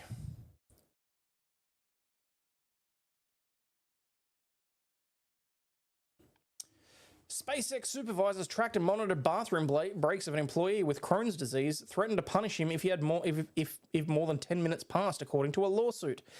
I don't know how many of you might have seen it, but every time I'm scrolling through like shorts or the videos on X, I occasionally get that video pop up about the black woman that worked at NASA and helped with the rockets to the moon and all that sort of shit. I don't know what it's called. Not Numbers, something. And it's usually the scene about her bitching about the fact that there were no toilets on campus. I don't know why. Kind of says something about me that I keep seeing that. I don't know. But a former SpaceX employee with Crohn's disease has accused Elon Musk's aerospace company of discrimination and harassment for allegedly keeping a strict tab on his bathroom breaks using an electronic timekeeping system and other methods before eventually firing him for deficient performance. How much you want to bet his deficient performance had nothing to do with his bathroom breaks? Douglas Altshuler, 58, filed a discrimination lawsuit this week in Washington state, claiming his SpaceX higher-ups tracked and monitored his restroom habits before he was axed from the company in January. The surveillance allegedly included listing his calls throughout the day and tracking his work tickets according to his complaint, which was included in a May 5 notice of removal to federal jurisdiction filed by the SpaceX legal team.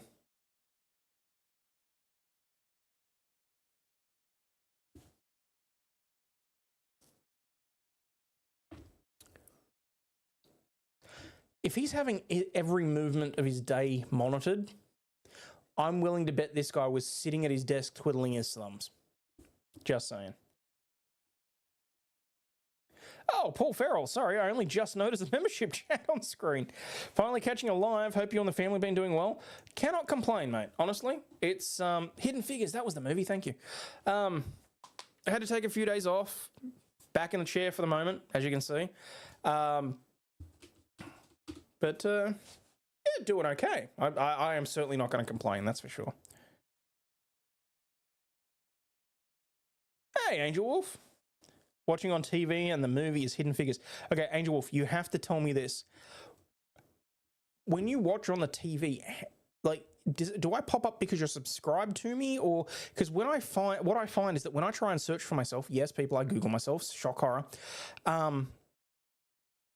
If I try and search for myself on a signed out profile, none of my videos show up, none of my lives anyway. Like some of my previous videos from like 3 years ago will show up, but definitely nothing new or anything like interesting. So Mustang is lurking. Emil, hello. Have Crohn's, medically induced back in 1982. Was born with a hernia in 81. Shit. Been bleeding and clotting for 7 months now. I know it's cancer. Oh, Jesus. They can't undo what was done in 82. He can't complain because he has a hot wife. This is true.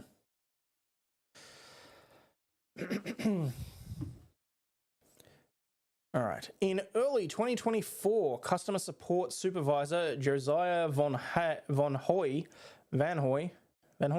began tracking his bathroom breaks and repeatedly criticized the plaintiff for using the bathroom, the complaint says. SpaceX also discriminated against the plaintiff on the basis of his disability when Van Hoy told him that he would receive an occurrence if he was away from his desk for more than 10 minutes, the complaint later says. Van Hoy is not named as a defendant in the case. The plaintiff claims that he informed his supervisor and at least one other manager that he has Crohn's disease and needs to use the bathroom every 35 to 40 minutes. He allegedly provided a doctor's note requesting reasonable accommodation due to his disability and was initially told his bathroom access would not be restricted according to the complaint. Paul Farrell said that is good to hear and everyone needs a break once in a while. Thank you so much for the super chat. Appreciate it, buddy. Oof. Actually, I don't even know if I've got the dog camp set up, but hey, if we make it there. Oh, actually, no. You know what? The room is an absolute bomb site, so... Boom site. YouTube, boom site in Minecraft. SpaceX deals with top secret classified information. They probably monitor everyone closely to prevent theft of secrets. I would think so. I mean, like, I saw a clip of someone going on about, oh, people are surprised that Elon Musk has a top secret clearance. He makes rockets for NASA. Of course he's got a fucking top secret clearance. Like, seriously? Bet at least 50% of upper management in any company is a sociopath. Given that I'm 100% of the upper management in my company... If you're not making money for the company and wasting their time with medical conditions, then they should fire you. I mean, there's an argument that they would have a legal obligation to fire you because they have an obligation to their shareholders. I mean, we can talk about that and discuss that down the track. I think I've spoken about it before. How when I took globalization in at university, globalization and the rule of law, and how moral accountability of companies basically is just it's a legal fallacy, because ultimately their responsibility isn't to the CEO, it isn't to the customers, it's to the shareholders, the ones that actually earn the money, and that at certain points it's effectively a requirement for them to choose to do something that is unethical or against good conscience if it's going to make more money for the company. So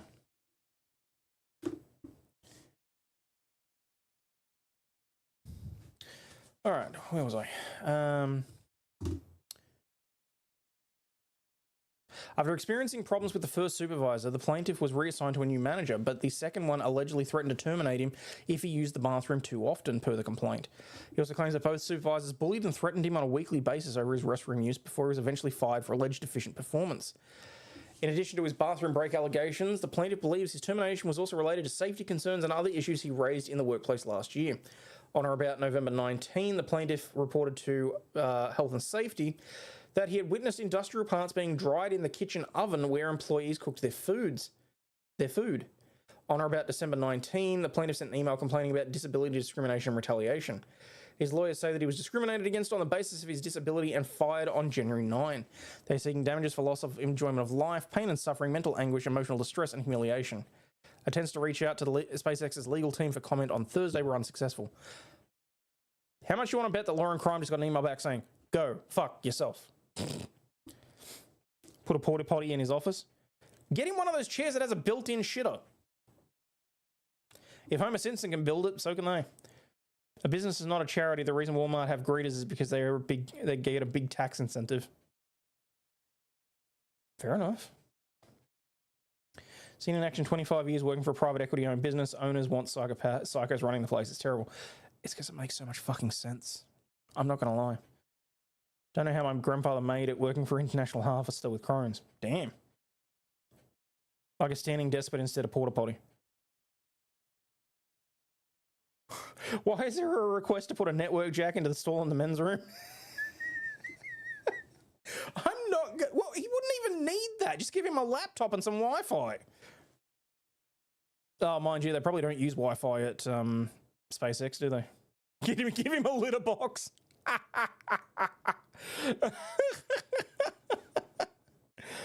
Oh, no.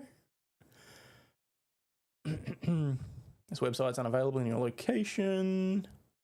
Website's unavailable. Police find naked man in Lowe's okay.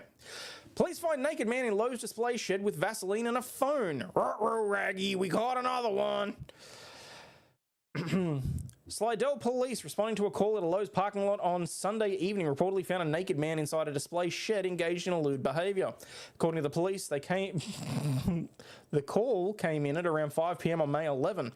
A witness reported a naked male inside one of the store's outdoor tool sheds, which are typically used to show customers varying storage solutions for purchase. Officers arrived on scene and began searching the line of sheds on display. It wasn't until the fourth or fifth shed that they located the suspect lying on his back, pants around his ankles, using an open container of Vaseline and an electric device while allegedly masturbating. Oh no.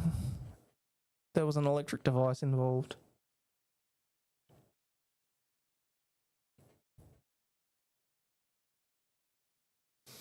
With tasers drawn.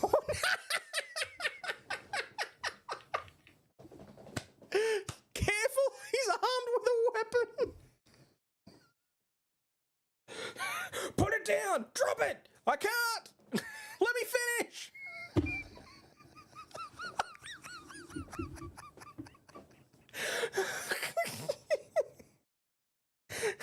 No, he didn't go in the gutter. Mr. Pancake returns. I thought this was America. With tasers drawn, police say the officer ordered the man to pull up his pants and roll onto his stomach to be handcuffed. Police say that he complied without resistance. The man reportedly admitted to his actions, telling officers that he was watching YouTube at the time. Mate, fuck right off. Electric Goebbels.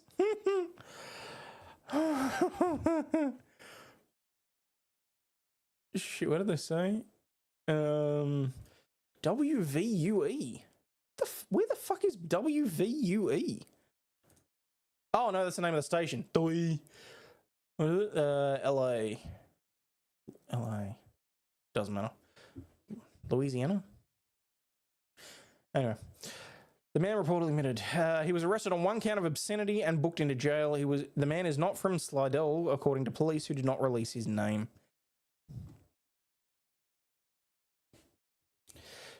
Bet he enjoyed being roughed up and cuffed.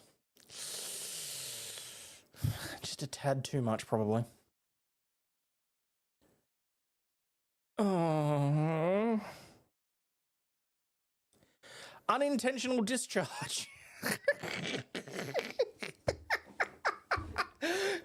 LA police officers rifle round in parking garage. An investigation's underway after a Los Angeles police officer's personal rifle accidentally fired a round in a parking garage earlier this week. The May 9 incident occurred at the lower level parking structure of the Compton Courthouse, located at 200 West Compton Boulevard. Blam! Sorry, Your Honor, it was an accidental discharge. The officer, who has not been identified, was reportedly standing outside his patrol vehicle and was manipulating his personally owned patrol rifle when a non-technical, unintentional discharge occurred. Fuck off. Is that really the wording they try and use it to? You can't fix stupid. A non-tactical unintentional discharge. So you can have a tactical unintentional discharge? Or you can have a non-tactical intentional discharge? Goddamn clocks. Surrounded by concrete, the bullet ricocheted off the ceiling and struck the roof of the officer's unoccupied police vehicle. The bullet did not... The unintended discharge did not penetrate... did not penetrate the police officer's vehicle and was located on the ground nearby. While officers stressed that no community members or officers were injured during the incident, it's unclear if anyone else was standing nearby, walking past, or sitting in their vehicle when the officer's rifle fired the bullet. He has no idea of knowing anyone else. The officer has no idea of knowing if anyone else was around when his weapon went off unintentionally.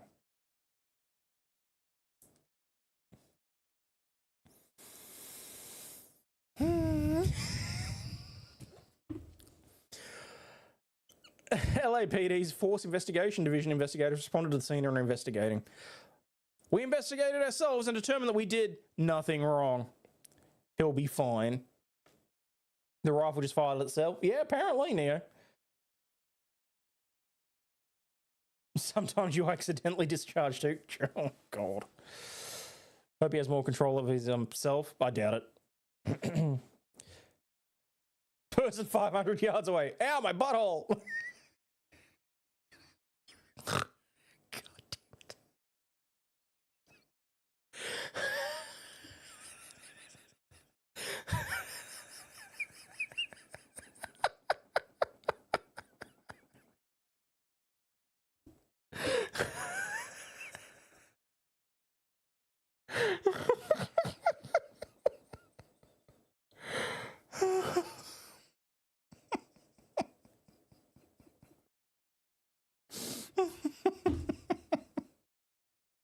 See, as you can see, the more you fuck around, the more you're going to find out.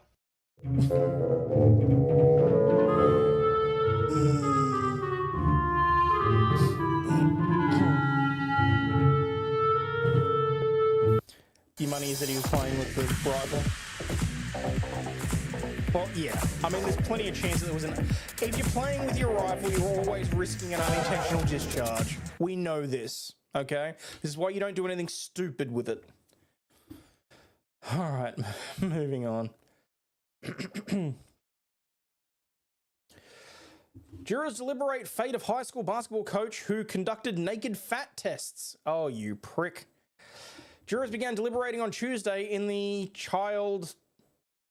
we'll just call it CA trial of a former Rhode Island high school basketball coach who asked hundreds of male student athletes to take off their underwear so he could check their body fat. You sick, twisted freak. Defense attorneys contend that Aaron Thomas conducted the test because he was focused on developing a successful athletics program. Menu!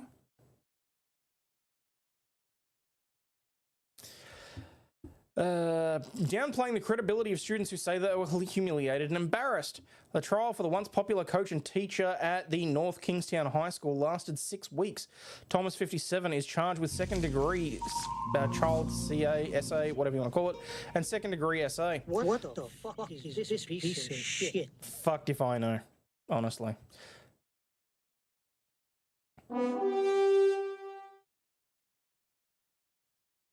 I've got to fix my camera.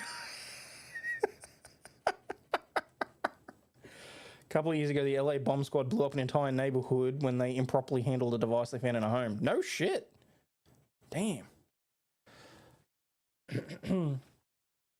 Jurors concluded on Tuesday without a verdict. The judge has instructed them to deliberate each day from 10 till 2 until they reach a decision.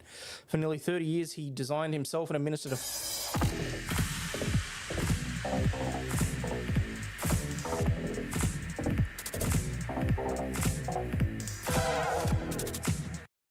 Yeah, when I was putting the page together, I kind of fucked up and I put my main camera that has all the effects on here as well, instead of just a plain camera without assets. So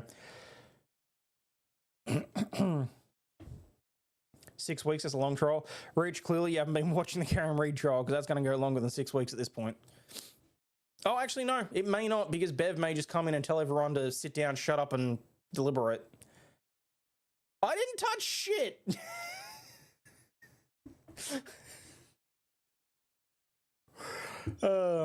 He designed and administered a fitness test that involved measuring their upper thighs and pressing his fingers into their groin areas with no other adults present. You creepy bastard. Defense attorneys acknowledged it was wrong and not backed by a body composition expert, but insisted that he didn't break the law. They said that that's because Thomas didn't touch the boy athletes for gratification or arousal, a key requirement under the charges that he faces. I suggest to you that justice was served years ago, his attorney said during closing arguments. He lost his job, he'll never coach again and teach ever again, and in his own words, his reputation's been destroyed. too fucking bad. Just because he didn't pull it out and stroke it then and there doesn't mean he wasn't receiving gratification from it. It's disgusting and feral.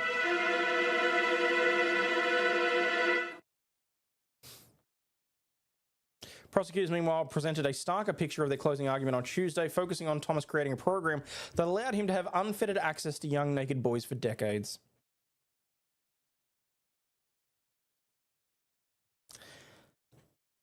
You know, I could make so many jokes about certain individuals right now, but I feel like I don't want to get sued.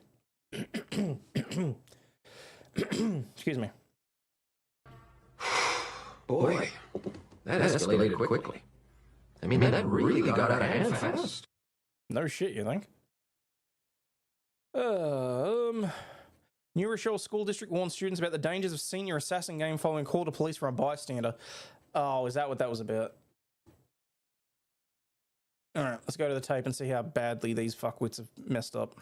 Well, teens in Westchester were handcuffed by cops after playing a popular high school game, and now officials are warning about senior assassin and what prompted a 911 call. Let's get right to News 12's Lisa LaRocca at New Rochelle High School this afternoon. The senior assassin game has been around for years. It's usually played this time of year as we get close to graduation. Really harmless. I mean, it's basically kids shooting each other with toy water guns. The problem is some of these guns look realistic, and when they see teens running around with them, some people get frightened. So the way it works is the game is played by graduating seniors. They use toy water guns to eliminate other students in the game by squirting each other with water, sort of the last man standing. Well, according to New Rochelle school officials, 3 students recently were playing the game and using a toy gun that looked like a real one. Someone saw it and called 911. Well, officers ended up putting the teens in handcuffs, checking their backpacks, and eventually let them go. And the good news is no one was hurt. But police say when you have teens running through people's yards, speeding through neighborhoods in their cars to get away from each other as part of the game, all while pointing realistic-looking guns at each other, it can be an issue. And people we spoke with say they're worried that someone could get hurt. It's not cool at all, especially all the stuff that's happening around here with school and guns. I'm more concerned about, not so much worried about somebody getting hit with water, shot with water, but it's more of what could happen to these kids because it will get mistaken for a real weapon.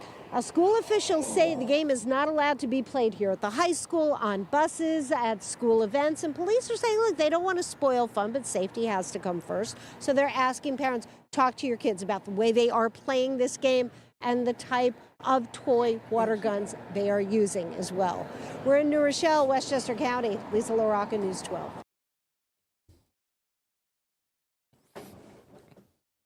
Gave me just enough time to get up and close and open the door a little bit because it's starting to get a little bit hot in here. It's winter, but we've got the heater turned up nicely. But I forget that this entire room is full of electronics that just radiate heat at me. Where are these realistic water guns found? That's a damn good question, honestly, because, I mean, for the most part, isn't a requirement that guns that could be seen to be realistic, aren't they supposed to have the orange barrel? Like, yes, it is wintertime down under. All right, what do we got? New Zealand's unofficial fruit is the feijoa, not the kiwi, and a part of the fun is getting in the way. What? No, you know what? I'm not giving the Kiwis that kind of attention. Google has a solution for those unpaid toll text scams.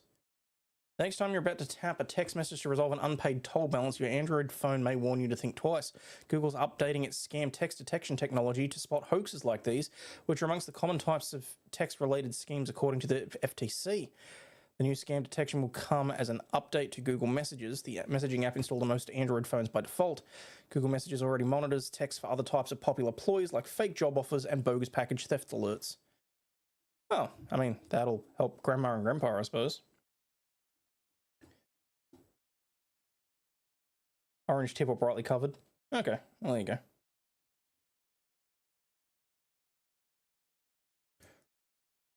Yeah, for the most part, they've got it built in, which I think is very handy and helpful, honestly. Been around guns my entire life. Water guns, unless painted to resemble a real gun, has orange or clear in a multitude of plastic colours.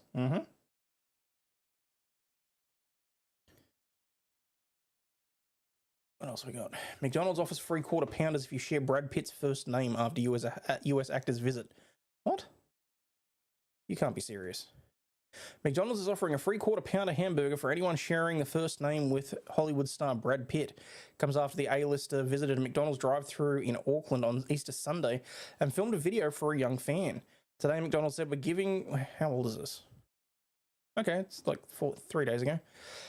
We're giving everyone named Brad a free quarter pounder, and to be eligible, users must be registered on the MyMaccas app before 12 May 2025. The offer was available on the fast food chain's app only until Sunday. Ugh.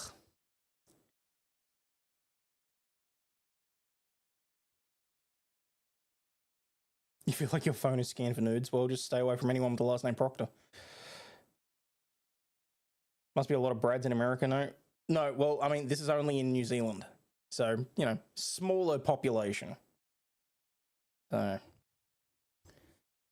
But anyway, boring. What do you expect out of the Kiwis? Lancaster City children charged in separate robbery and firearms crimes. 3 juveniles aged 12 to 13 and an adult are facing robbery, weapons and drugs charges following 2 separate incidents in Lancaster City. On Saturday, police charged a 12-year-old boy with robbery and conspiracy after they said that he and a 9-year-old boy took items belonging to 2 12-year-old girls at Cullerton Park on South Water Street. Excuse me. When the girls attempted to retrieve their items, the 12-year-old boy showed a handgun in his waistband, according to police. The girls fled and called for help, and the boys were later found and detained by police at Strawberry and Fremont Streets in the city, next to the park, according to the police, who said that the 12-year-old boy had a realistic-looking BB gun in the waistband of his pants. The 9-year-old was released to his parents because of his age. Police do not indicate if he's facing any charges. They would not say if the 12-year-old was charged and was in custody. If the 12-year-old that was charged was in custody. In a separate incident, 2 juveniles aged 12 and 13 were charged with weapons and drug violations on Monday after police responded to a call regarding a fight and weapons. The Lancaster Safety Coalition helped them locate 11, 12 and 13-year-old juveniles in a home on the first block of East Andrew Street in the city near Woodward Hill Cemetery. The 11 and 13-year-old juveniles had wads of cash, marijuana and packaging materials, according to police. A safety sweep of the home yielded crack cocaine, heroin, packaging material and a gun part box, all in plain view. So, very clearly not bright for their age. Police said that they also found a Smith & Wesson firearm, heroin and fentanyl, crack cocaine and other related items. The 12-year-old was charged with carrying a firearm without a license, possession of a firearm by a minor, conspiracy and possession with intent to deliver. The 13-year-old was charged with conspiracy and possession with intent to deliver. The police would not say if the 12 or 13-year-old juveniles were in custody, and they said charges are pending for the 11-year-old depending on the outcome of an investigation. An adult described as a parent by police was charged with persons not to possess a firearm possession with intent to deliver. So already have a, they've already got a record. Recklessly endangering another person and possession of a small amount of marijuana. Police are not releasing the name of the parent to protect the identities of the children. They did not say if the adult was the parent of all 3 children involved. Well, could be the same mother, different dads, we don't know. If they lived in the East Andrew Street home or if they were in custody. Notice how there were no descriptions of anybody in that article whatsoever. Showing the gun is brandishing, probably menacing. Those are both illegal. Yep.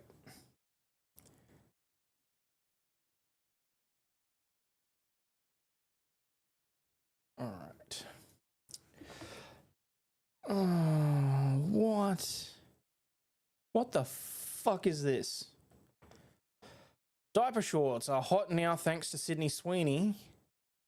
Okay, there are 2 things that I don't understand. Who the fuck is Sydney Sweeney and when did she become popular? And is it purely just because of her tits? And who is Sabrina Carpenter and why the fuck should I care?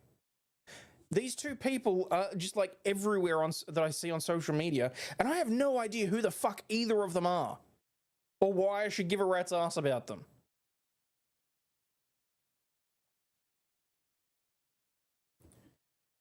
Using kids now, since most cases that make it to court, they'll get a lesser sentence than adults. Yep.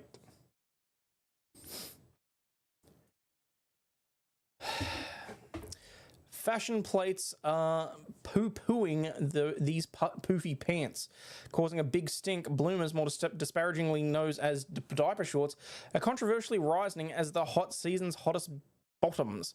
But the questionable cutoffs are leaving other clothes horse pretty hot under the... Just don't with the shit.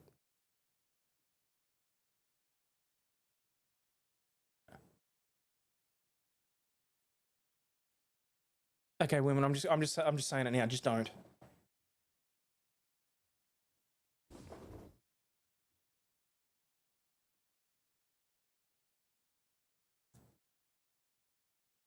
Son is 12, and I could never imagine. I mean, what was that? He has his own real guns in a locked safe that he can't get to without us, but that's crazy. Yep.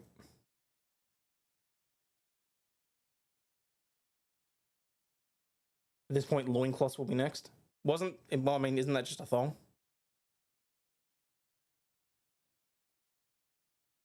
Bloomers are a bifurcated garment that were worn under dresses in the 19th century, according to a report from New York City's Fashion Institute of Technology, adding that the frillies are eponymously named for women's rights activist Amelia Bloomer, an advocate for dress reform in the 1800s.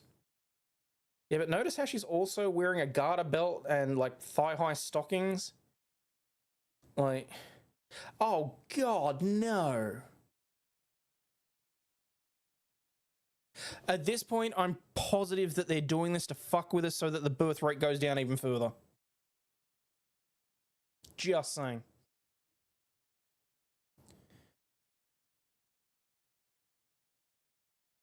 $45 fucking dollars? Go to Kmart, go to Target, you can pick up a pair of basketball shorts that will be significantly cheaper. Can I give my human card back, please? Nope.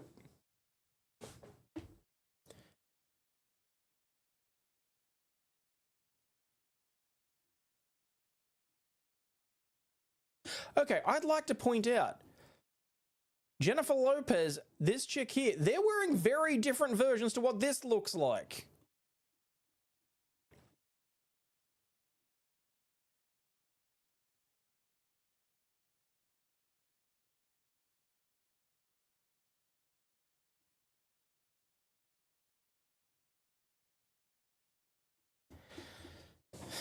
Yeah, no, those are just Mormon underpants. Looks like what my girl wears at that time of the month. Oh, damn. You just no. This is, it's literally just an adult $1,150 US? Are you fucking with me right now? It's got to be a joke. It's got to be. I refuse to believe that this is actually a thing.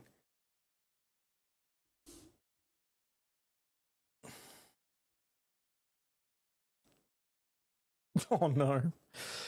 10 escaped from New Orleans jail through a hole in the cell wall while a lone guard left to go get food. 10 men broke out of a New Orleans jail on Friday in an audacious overnight escape by fleeing through a hole behind a toilet and scaling a wall while the lone guard assigned to their cell pod was away getting food. 7 of the escapees, including suspects charged with murder, remain on the run following the breakout that the local sheriff says may have been aided by members within the department.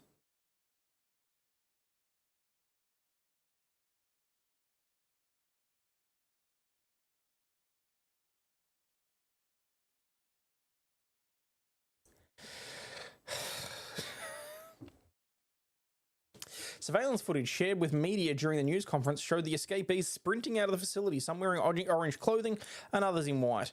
They scaled a fence using blankets to avoid being cut by barbed wire, and then some could be seen sprinting across the nearby interstate and into a neighborhood.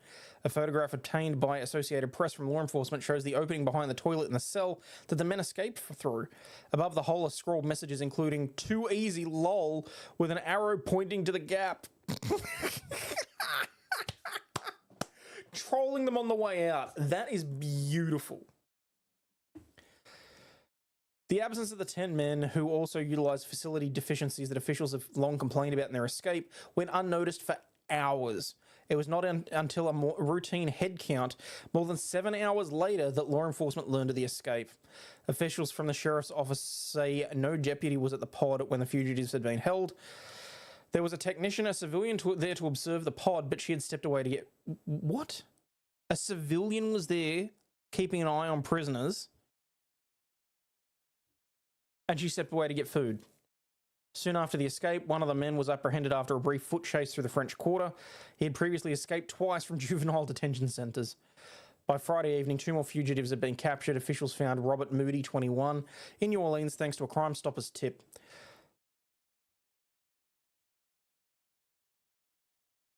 Duquesne Dennis was found near the Chef Mentor Highway. Louisiana Attorney General Liz Murrill announced on the social platform X. Orleans Parish Sheriff Susan Hudson said the men were able to get out of the Justice Center because of defective locks. She said she continuously raised concerns about the locks to officials and, as recently as this week, advocated for money to fix the ailing infrastructure. She said there were no indications that the people inside her department helped the fugitives escape. It's almost impossible, not completely, but almost impossible for anyone to get out of the facility without help, she said in the jail. The escapees yanked open a door to enter the cell with the hole at around 1 a.m. At least one of the steel bars protecting plumbing fixtures appears to have been intentionally cut using a tool. The men shed their jail uniforms once out of the facility, and it is still unclear how some of them obtained regular clothing so quickly. They escaped into a neighborhood and they had a good 7 hours head start. I'm pretty sure that they can grab some clothes off a clothesline. Like, Lucy, you have some splaining to do. Authorities did not notice the men were missing until 8:30 a.m. Authorities initially said 11 had escaped, but Friday afternoon the news conference said one man thought to have escaped was in a different cell. They're not even keeping track of which cells the inmates are in. Okay, no wonder they were able to disappear. 3 employees have been placed on suspension pending outcome of the investigation. It was not immediately clear whether any of the employees were suspected of helping in the escape. No, they're probably the poor bastards whose heads are going to roll because they can't be bothered to like look after them. Someone's got to be held accountable, and they're the lowest rungs on the ladder, is what I'm saying.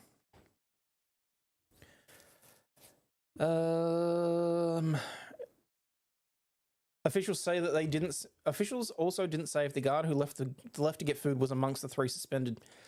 The escapees ranged from age 19 to 42. Most were men in their 20s.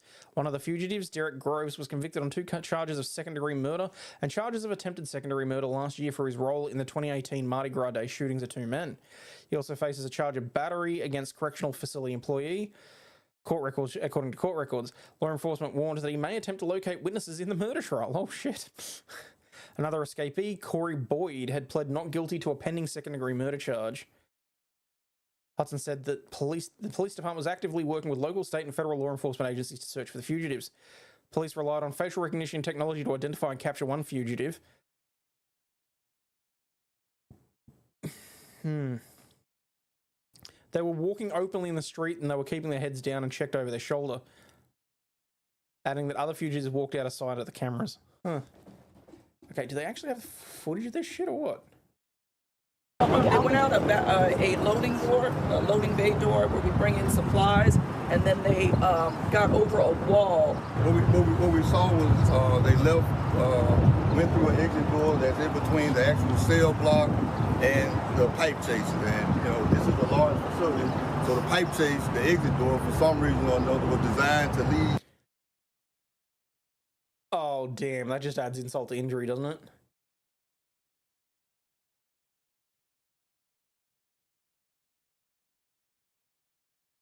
Directly outside. The individual left out the door, went down the stairs, went to the perimeter wall and scaled the wall. We did some looking today and realized that some razor wire that we need to put up, some issues, but they scaled the wall, jumped down, and then you have a clear path to the railroad track and or the interstate. Yeah, exactly. I went out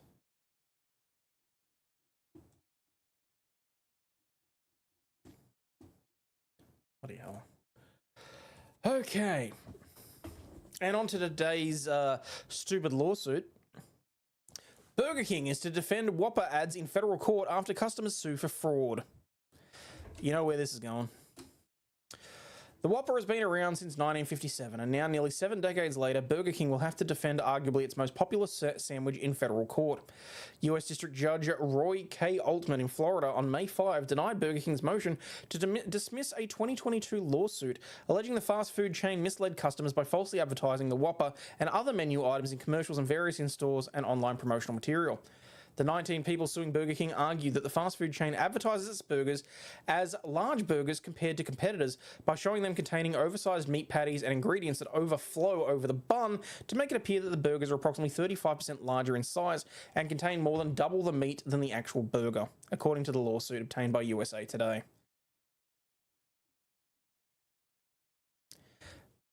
This is going to be interesting because all I'm going to say is our Hungry Jack's burgers, they can still arguably say that the burgers are bigger because they physically are bigger. Basically, they've flattened them out so that they're like this as opposed to like that.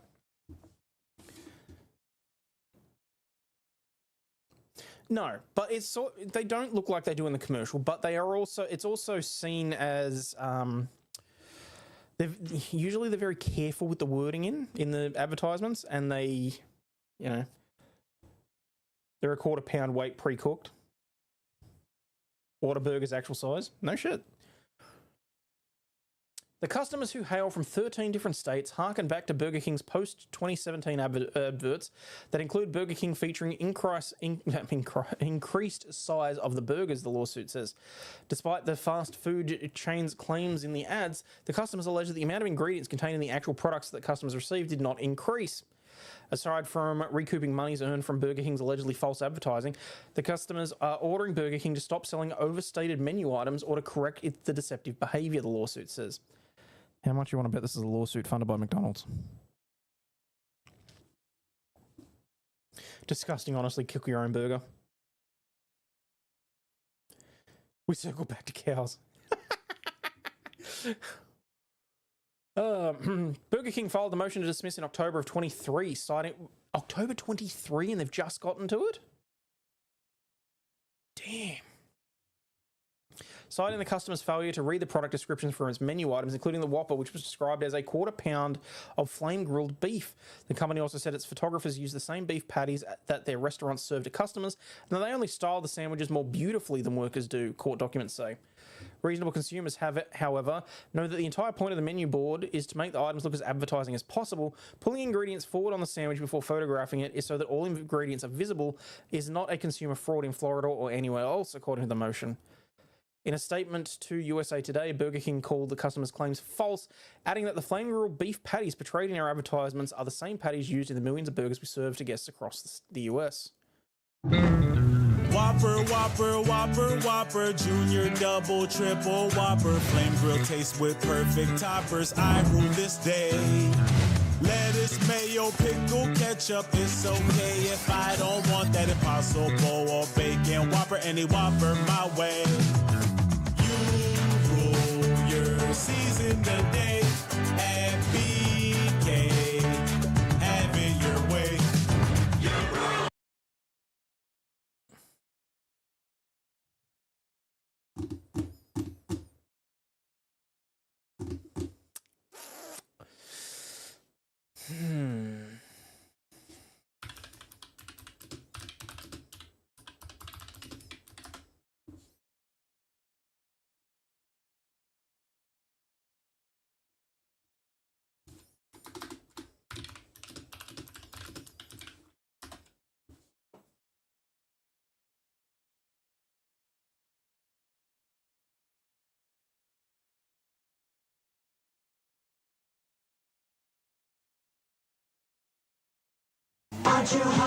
At other places, you have to have it their way.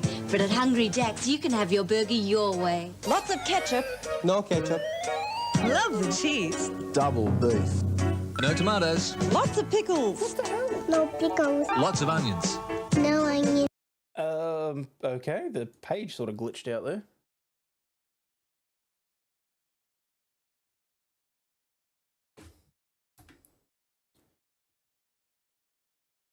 What the hell is happening there?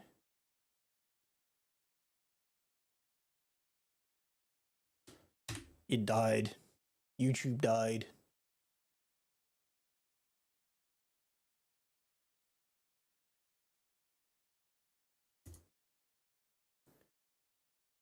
There it goes. At other places, you have to have it their way. But at Hungry Jack's, you can have your burger your way. Lots of ketchup. No ketchup. Love the cheese. Double beef. No tomatoes. Lots of pickles. No pickles. Lots of onions. No onions. See? We make every burger fresh so you can have yours any way you like it. Aren't you hungry for a Hungry Jack's? So try our Whopper your way. Now! So, you know, shit doesn't really change, is the point I was trying to get at there. So Altman denied Burger King's motion to dismiss after finding the allegations against the fast food giant go beyond mere exaggeration and puffery. The judge added that Burger King allegedly overstated the size of its menu items to a much greater degree, including in the post-2017 ads that display the Whopper larger than in earlier ads. You mean the camera was zoomed in more? The case is similar to the one involving McDonald's and Wendy's, which a federal judge in Brooklyn, New York dismissed in September of 23. Another similar lawsuit against Subway claiming the fast food chain is grossly misleading about the amount of meat in its sandwiches is currently pending in the Brooklyn federal court.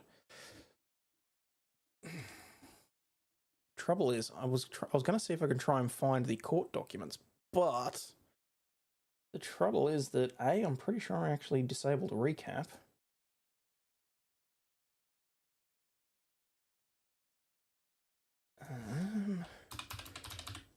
Burger King? Maybe? That's 2024, 2014. Smith v. Burger King in 2022. Oh, I can check it by judge. That works. 2002. No, I just want most recent first. Newest cases first.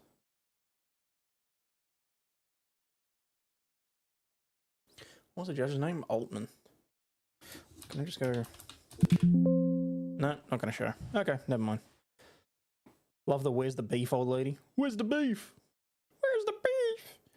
Somebody trying to say their sandwiches are healthy too always made me laugh. Advertising just lies and nobody cares normally. Yeah, look, generally most people aren't going to give a shit. But sometimes Karens get a bee in their bonnet and sometimes... sometimes unscrupulous, shall we say, lawyers get it in their brains that they can make a quick buck. So I'm not saying that's what's happening in this instance. I'm just saying it's happened in the past. So, where are we? There was something else that popped up. Oh, that's right. I was going to look at this dumbass chick, wasn't I? Where are we? So we're at 2.5 hours. I might end on this one, I might not. We'll see how we go, whether or not I'm still lucid. So a woman has divorced her husband after ChatGPT analysed her coffee grounds and saw signs of infidelity. That's right, people. You don't have to go to a gypsy anymore. You don't have to go to a fortune teller. ChatGPT will analyse an image of your coffee grounds and determine whether or not your partner is cheating on you. A Greek woman has filed for divorce after ChatGPT read her husband's coffee and suggested that he was having an affair. A marriage of 12 years is coming to an end after a couple decided it would be fun to have ChatGPT read their Greek coffees and interpret the coffee grounds in the cups. According to the Greek City Times, instead of getting a fun quip from the AI, the man's cup claimed that he'd been fantasizing about a woman with the initial E and was destined to begin a relationship with her.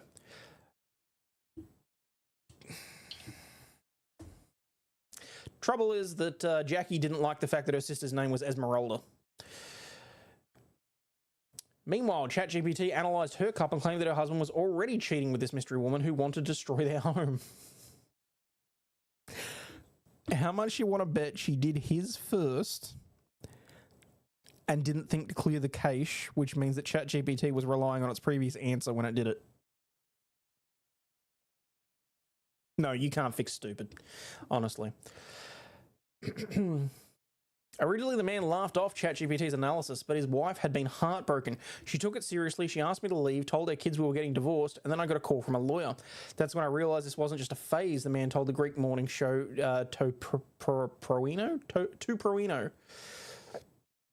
After not agreeing to a mutual separation, the wife served him with divorce papers 3 days later. The husband, however, maintained his innocence with his lawyer, adding that the AI chatbot has no legal standing. A few years ago, she visited an astrologer, and it took a whole year for her to accept that none of it was real, he added, recalling that his wife has a history when it comes to supernatural beliefs and is often into trending things. So she's gullible and looking for an excuse to take half his shit.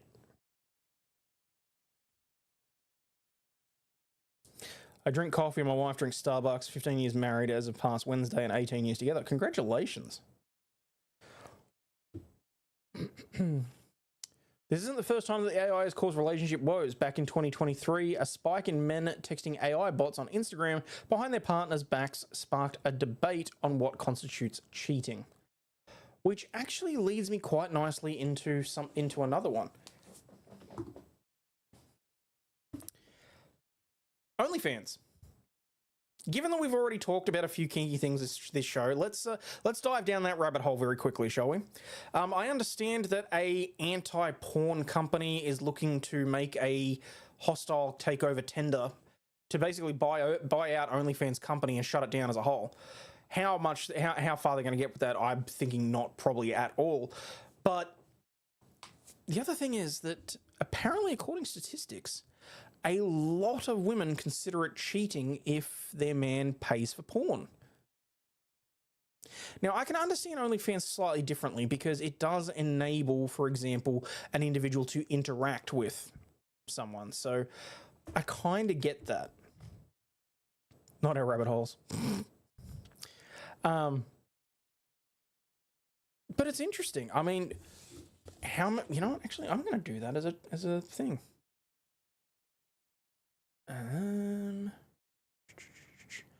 Poll. Is paying for porn cheating? I don't even have to give multiple answers.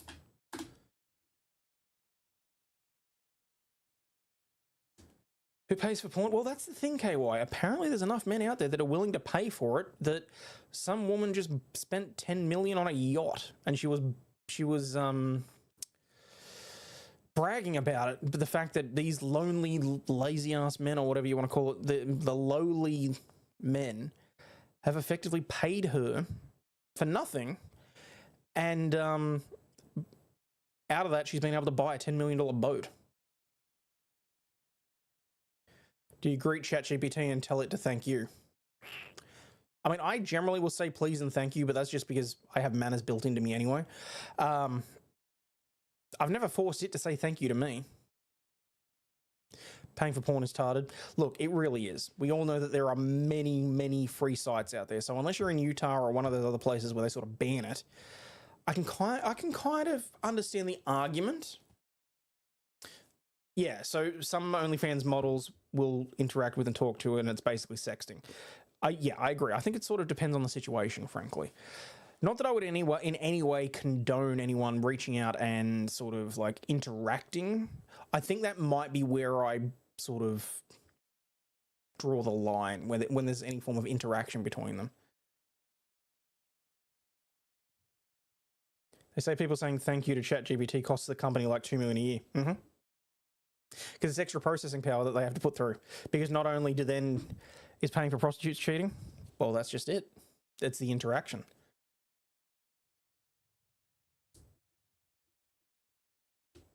So,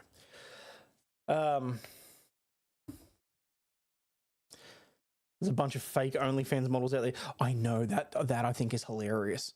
With the advent of AI, there are legitimately individuals like that have put together OnlyFans content, and it's a fat dude sitting behind the computer, just sitting there creating the content out there, and their money's just rolling in. Surely you have to ask the question why your husband feels the need to look at porn. It's a good question. Cheating is any activity that you hide or won't voluntarily tell your partner about.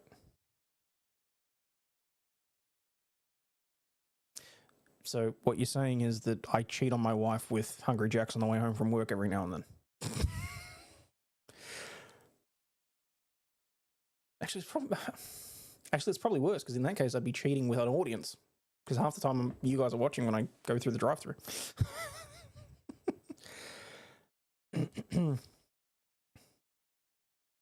Text dungeons? Oh god, I don't even want to know. Large scammer gang in Dubai that was busted. They were using women to fish with. I'm not shocked by that in the slightest. Not even remotely shocked by that. She knows what the bank account looks like. What else was there?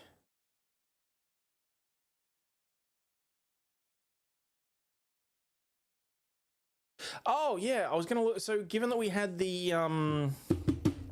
election recently, I was going to put together a video to explain how preferential voting works here in Australia. But as it turns out, someone was kind enough to send me a couple of videos that Topher Fields had done. Hopefully he's not going to strike me for this, but I do actually want to play one of them, and we just walk through it. Do I want to do the 9-minute video or the... Let's do the 9-minute video, not the 29-minute video. Because I kind of feel like you guys are going to get bored by then.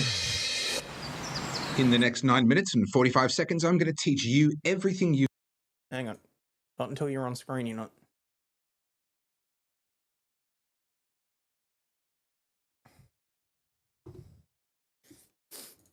In the next 9 minutes and 45 seconds, I'm going to teach you everything you need to know about Australia's preferential voting system and how to use it to punish the major parties and support the smaller parties that you like better. My name's Topher Field, and I'm on a mission to help people like you understand the world as it changes around us. And in this video, I'm going to teach you how to be the change by using your vote better. The Australian... And basically what I'm hoping is that he's going to explain what I tried to explain a little bit better. In preferential... Well, that's just it.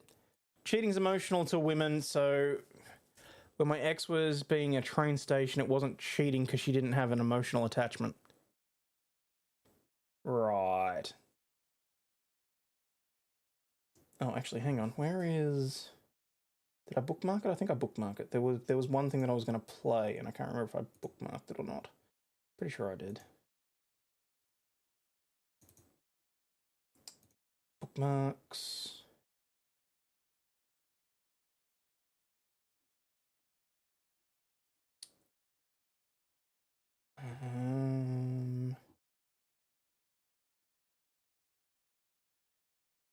Oh, I forgot all about the Florida man that caught his 15-year-old having sex with his wife.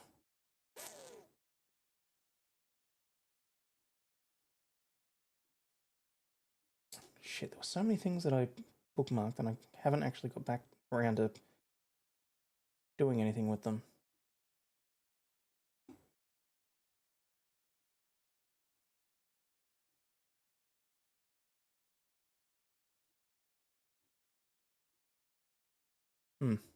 Anyway, all right, let's get back to this.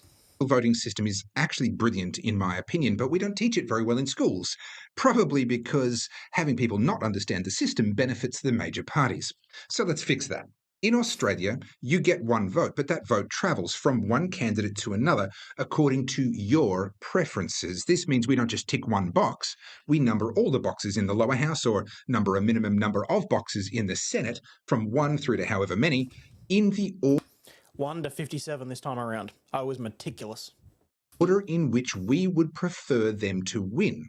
Then the votes are counted, and the candidate with the fewest first preference votes is eliminated.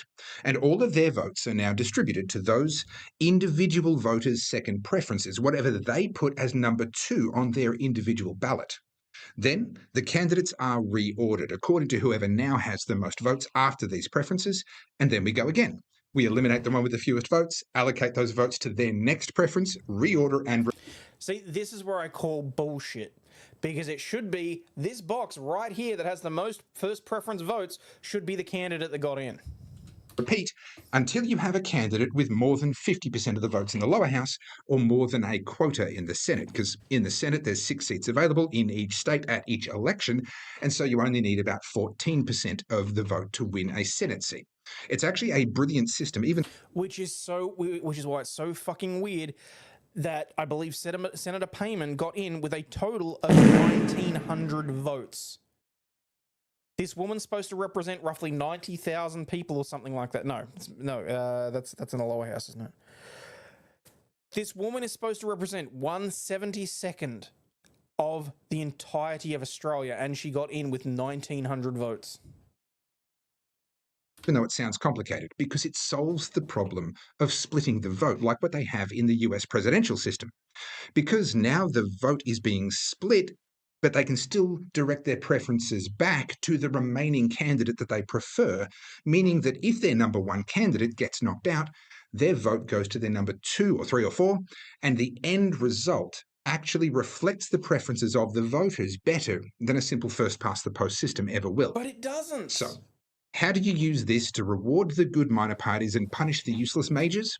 By putting all of the good minor parties that you would like first before any of the major parties. Then you put the major parties in the middle as blockers, and then underneath the majors, you put the really toxic minor parties that you have to number, but you don't really ever want to ever receive your vote.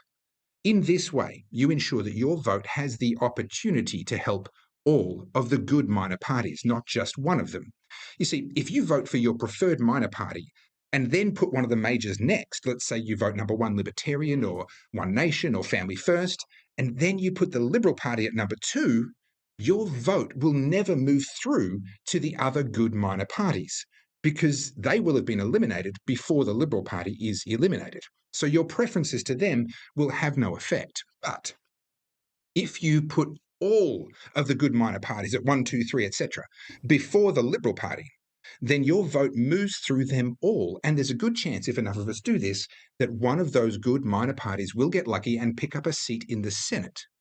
But that won't happen if you just vote number 1 for your favourite minor party and then put one of the majors in number 2. And I'll prove it.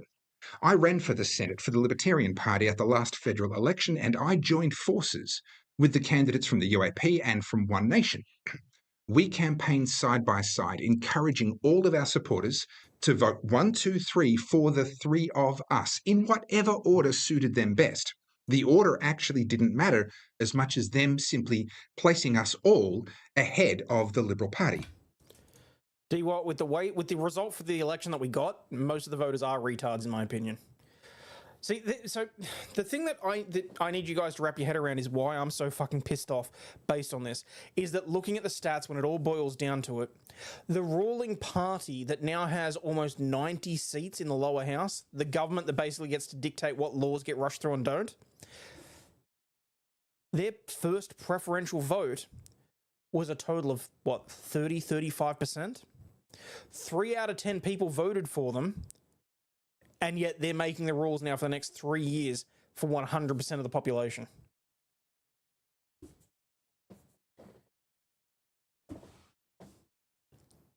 You can vote for multiple people. You can, but it's only if your first preference gets knocked out that it moves down. So that's why I think it's bullshit, because at most, you should be voting for your first 2 or 3 preferences. But no, in order to make sure that it benefits the bigger parties the most, you have to vote and you have to order the preference of every party on the lower house ballot. So if there are 6 candidates running in your lower house, in your lower house electorate, you have to vote 1 through 6. So that, say, if you don't like any of the next 5 candidates, you get stuck with the 6th, pretty much. You should own property or be married to a property owner and have skin in the game. I wholeheartedly agree with that. Sadly, it fell on deaf ears because 80% of the voters who voted for one of us 3 then voted number 2 for the Liberal Party. As a result, none of us got elected, and a Jackie Lambie Network candidate ended up getting the final Senate spot instead of one of us. Here's the kicker. We had enough votes to win that last Senate spot easily. If just 50% of our voters had put the 3 of us at 1, 2, 3 before the Liberal Party, one of us would be a senator right now. I don't know which one of us, but one of us. And this is the key. Put every decent minor party candidate ahead of any of the majors. And if we do that, we will probably see no less than 6 good minor party senators get elected around Australia at this coming election. Okay, Well, that would so have that's been how nice. preferential voting works and how you can use it to get better results in this coming federal election.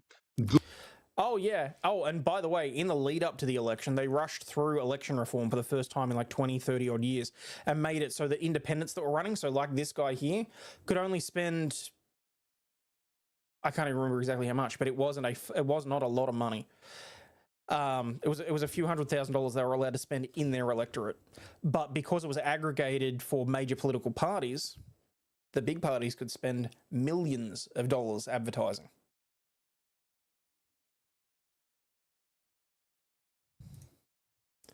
Yeah, it's pretty much how it boils down to for me as well. Yep. And it wasn't that long ago that in order to try and remove the additional new parties that were coming through, they made it so that you had to have a certain number of pre-registered votes, and you had to have, I think there was something about a percentage of either guaranteed voters or amount of money behind you or something like that. And it's... Don't get me wrong, neither of the political party, either the left wing or the, well, I'll call them left light at this point, will want to make any sort of changes to this because, God forbid, it should mean that it erodes every bit of their power. Good minor parties first, all of them, then the majors in whatever order you choose, and then the bad minor parties below them in whatever order. Now, before my time is up, I need to do some myth busting. Myth 1. 1.5 million Some people are saying that we shouldn't. Allegedly, it's included in last year's budget that they're expecting or anticipating another 1.5 million in the next year or two to come in, which is a crock of shit because the whole idea behind that is they're trying to force it and make it look like Australia has positive GDP. You can't keep bringing in people from overseas to raise our gross domestic product. I think that's GDP. Anyway, you can't keep bringing people in and expect that boat to float, particularly when you're just giving them government handouts to come and live here as well. That's taxpayer money. And the other annoying thing is that Australia has one of the most bloated governments in the world. We're like number 2 for the largest amount of government, like, bloat, which is ridiculous when you realise that the entire population of Australia is less than Texas.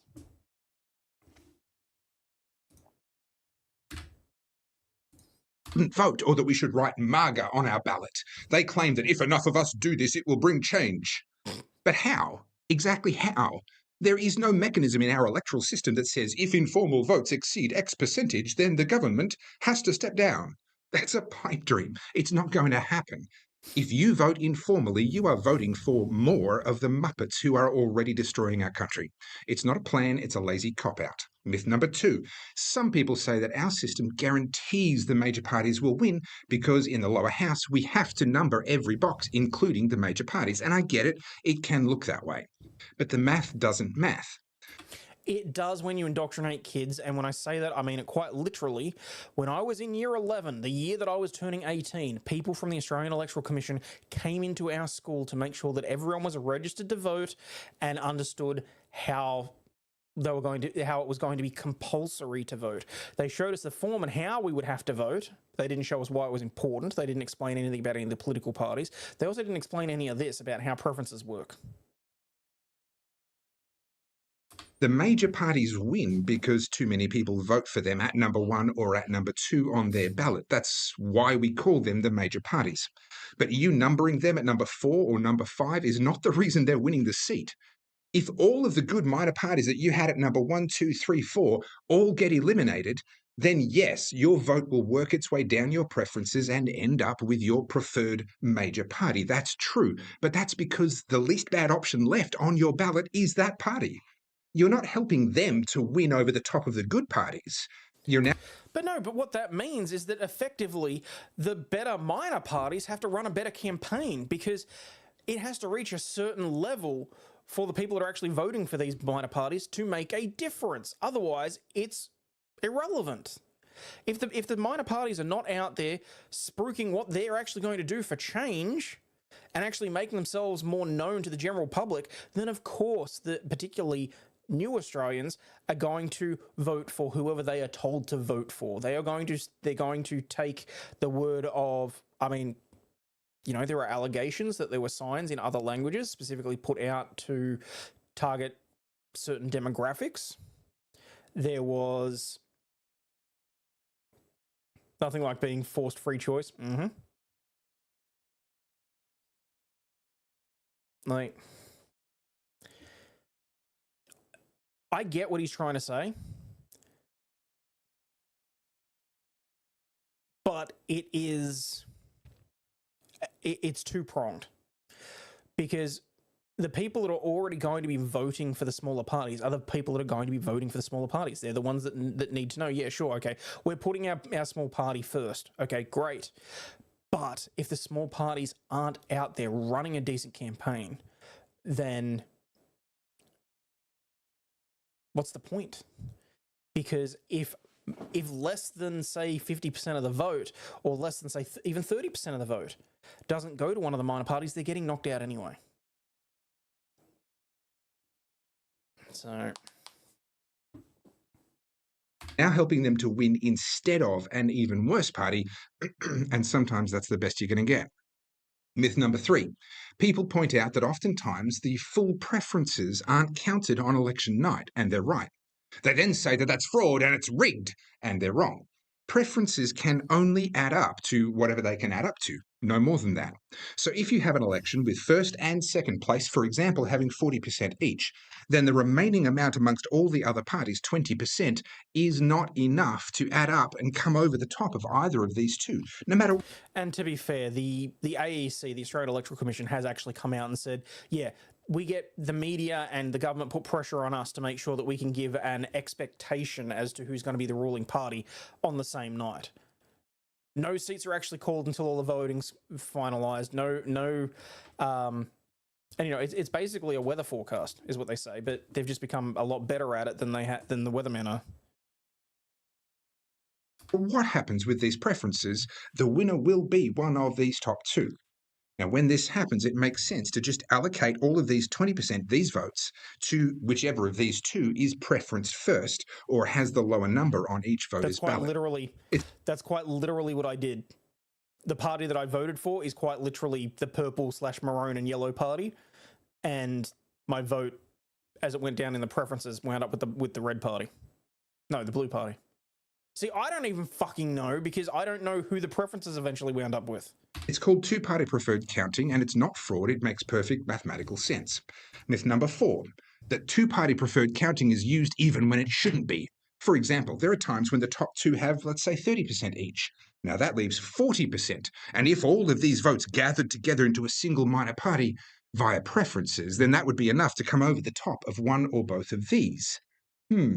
But if we look at where those 40% of the votes are, we can already tell whether that's possible, or if they won't come together in one party because these parties just aren't going to preference each other over the majors. For example, Greens voters will put Labor above pretty much most other minor parties. Likewise, One Nation voters will put Liberals above the Greens and lots of others. So this 40% is not going to gather into a single minor party.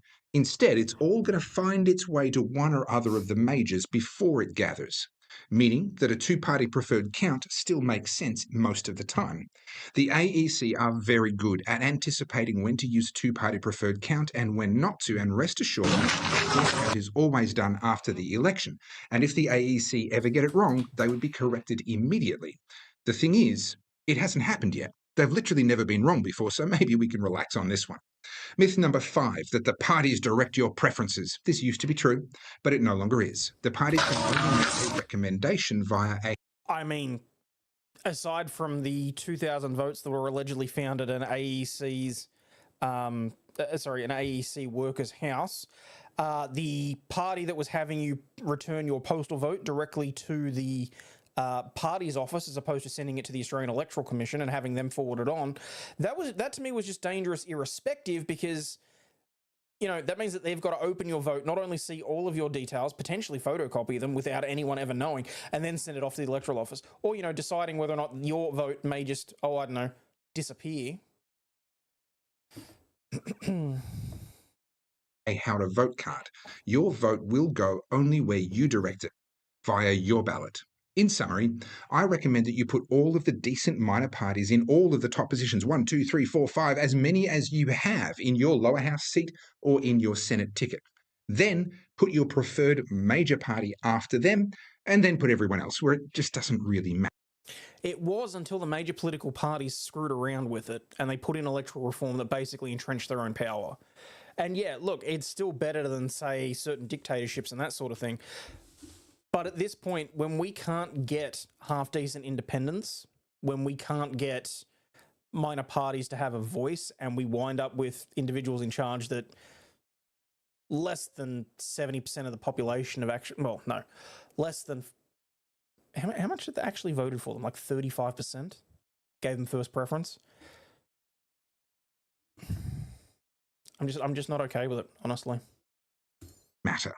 By doing this, we can transform the Australian Parliament in just the next election, just by improving how we use our preferential system and by helping others to learn it too. Please share this video far and wide. Follow me at Topherfield on all of the socials, and if you'd like to buy my books or Wait. I love that you're around for the Karen Reid stuff, but I hope I'm not going to scare you away, even when we get around to talking about other things. Because I'm not going to lie, Adam Bant just has a very punchable face, in my opinion, and I'm perfectly happy that he's gone. Anyway, after that, let's have a bit of a palate cleanser.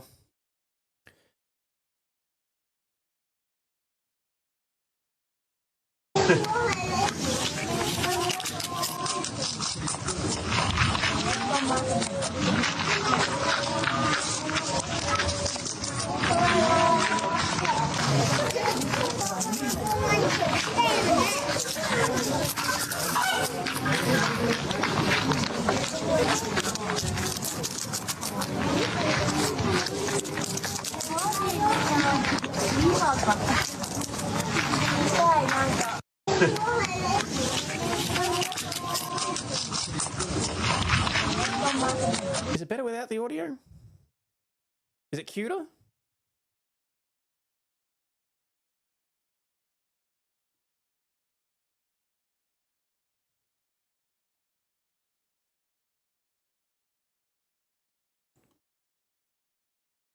Am I the only person?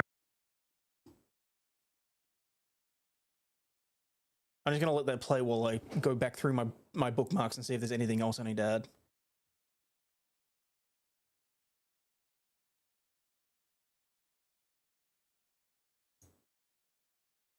Oh yeah, I suppose I got to talk about this too.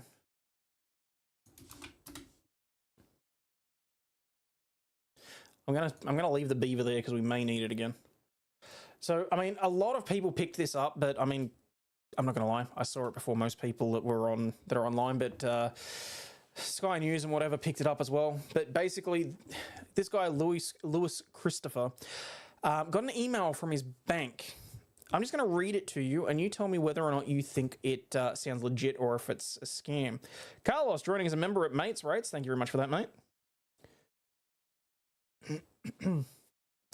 Dear Lewis, we wrote to you on 4 April 2025 requesting updated information. However, we have not yet received this information and or documentation. If you recently responded to our earlier request, please ignore this email. Already off to a great start. This doesn't sound like a scam email at all, does it? All banks and financial institutions operating in Australia are required by law to adhere to the same Know Your Customer (KYC) requirements, which includes ensuring that customers' personal details are up to date and understanding their source of funds and source of wealth and other required information. You have no need to know where the source of my income comes from.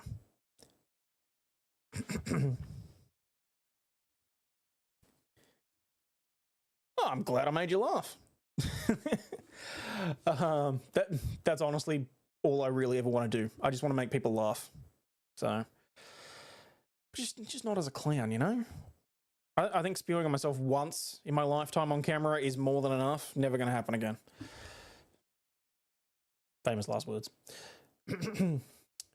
You will need to provide information and or documentation, including but not limited to the following. Details relating to the source of your funds. You have absolutely no goddamn reason to know that whatsoever. The money goes into the account. Why it's there, how it gets there is none of your goddamn business.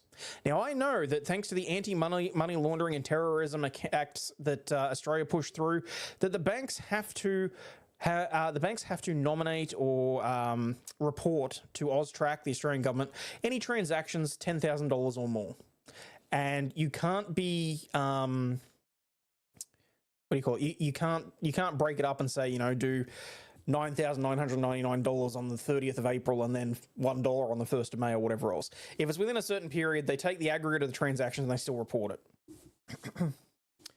Oh, Coke Fairy, just you wait. Details as to the source of your wealth. Confirmation of your date of birth, which is fair, full name and other known names and your residential address. Well, okay, fine. That's kind of a given. Confirmation of your current occupation and or your current employer. Unless I have a mortgage with you, you don't need to know that. Recollection of your identification documents. They want more copies of your passport/driver's license. What happens if you don't update your details? It's important that your details are updated within the next 7 calendar days. We want all this information and copies of your ID within the next 7 days. Or we may discontinue, restrict or limit access to your accounts or accounts that you operate until the requested information is provided. Specifically, we may remove your ability to use and access your accounts or accounts that you operate. Basically, we will debank you. You will not be able to access your own money. We may remove your ability to use any linked cards, including at ATMs, point of sale, and online.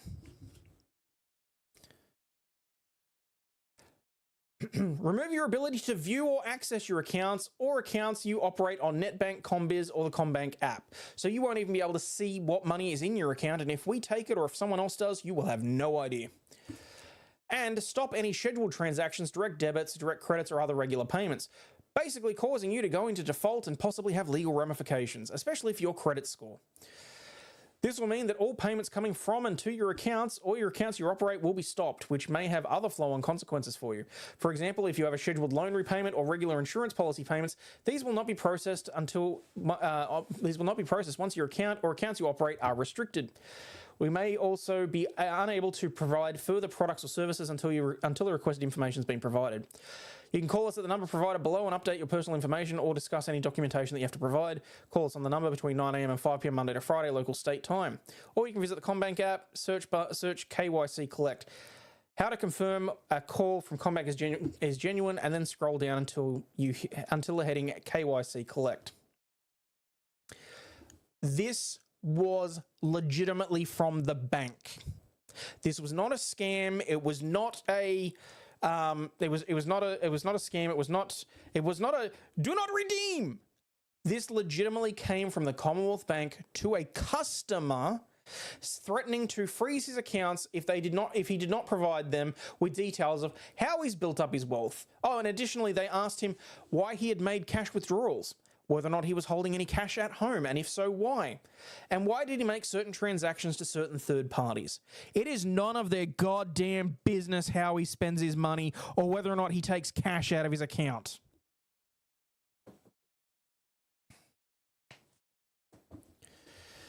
I called the bank and it was true. They were going to suspend all of my accounts this week if I didn't tell them the answers to the above questions, and they said that AUSTRAC gave them the authority to do it.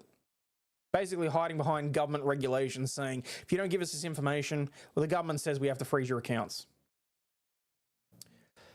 Have some media interest about what happened, and yes, I'm going to go on camera about it. No question, it's a major intrusion into our privacy and liberties. To see many of you experience the same thing, it's time to fight. So it made the news.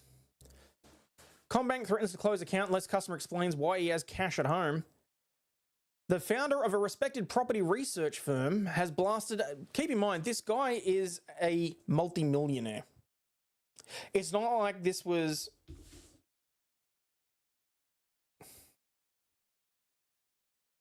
Well, when I say multi-millionaire, like, he's not a high net worth individual. You know, he's not having like 40, 50 million in the bank or whatever else. But the fact that they're turning around and saying, oh yeah, we're just going to freeze those accounts and you're not going to be able to actually even see them. So you bought gold 20s to thousands of dollars at a time. Explain why you need so much.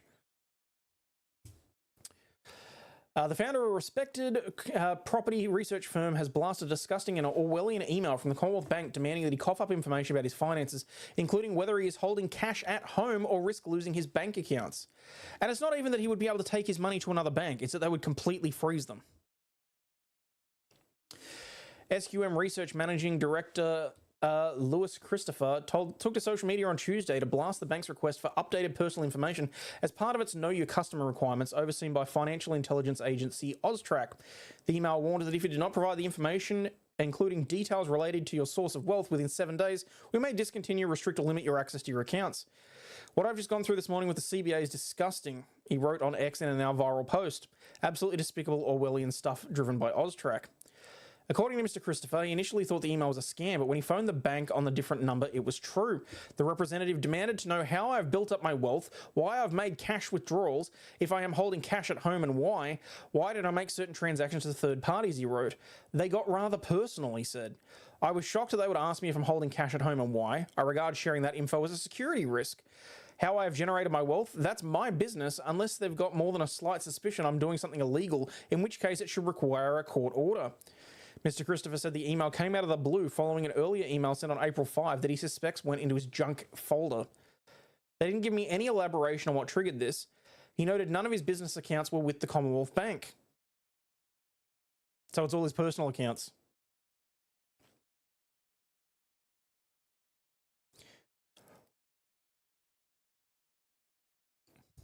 Yeah, so we effectively have the same thing. The transactions have to be reported if it's over 10,000, basically.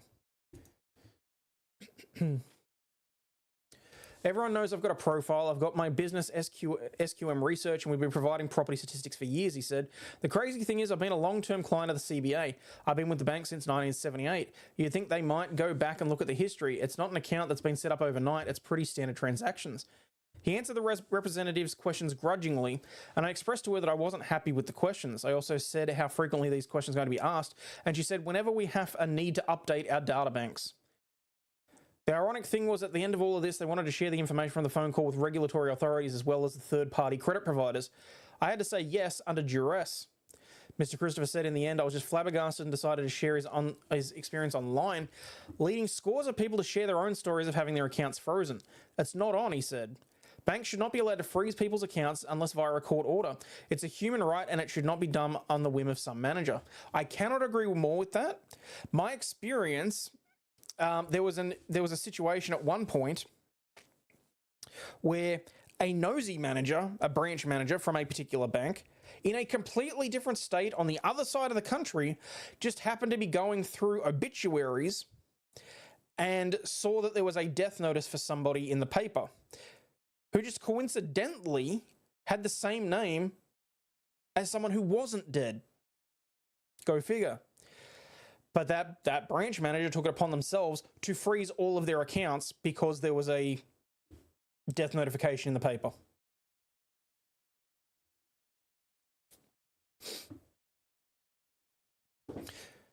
One reason here is to force people to take loans for cars. Sounds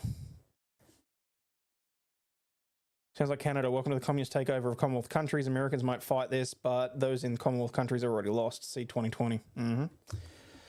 He remains concerned his accounts may still be frozen. I was ambiguous on some of the responses. I said the cash is for a rainy day, and I'm a bit concerned because other people have given ambiguous answers and they've had their accounts frozen. He added he was not necessarily putting all the blame on CBA. I suspect it's driven by Austrac on the KYC rules. The bank's legal counsel probably has some type of legal interpretation of what the bank is required to do, and CBA have taken the position that they have to ask these questions. I get it, they're trying to stop money being transferred to terrorists, money laundering, but the community has got to live as well. We'll never completely stamp out that type of crime. They've got to take a step back. It's going too far. The Commonwealth Bank spokesperson said, we're required to manage our customers' account in line with the Anti-Money Laundering and Counter-Terrorism Financing Act of 2006, which sets out that all banks operating within Australia are required to collect, verify and maintain customer identification information. Yeah, customer identification information does not include whether or not you are holding cash at home and whether or not, how you built your wealth.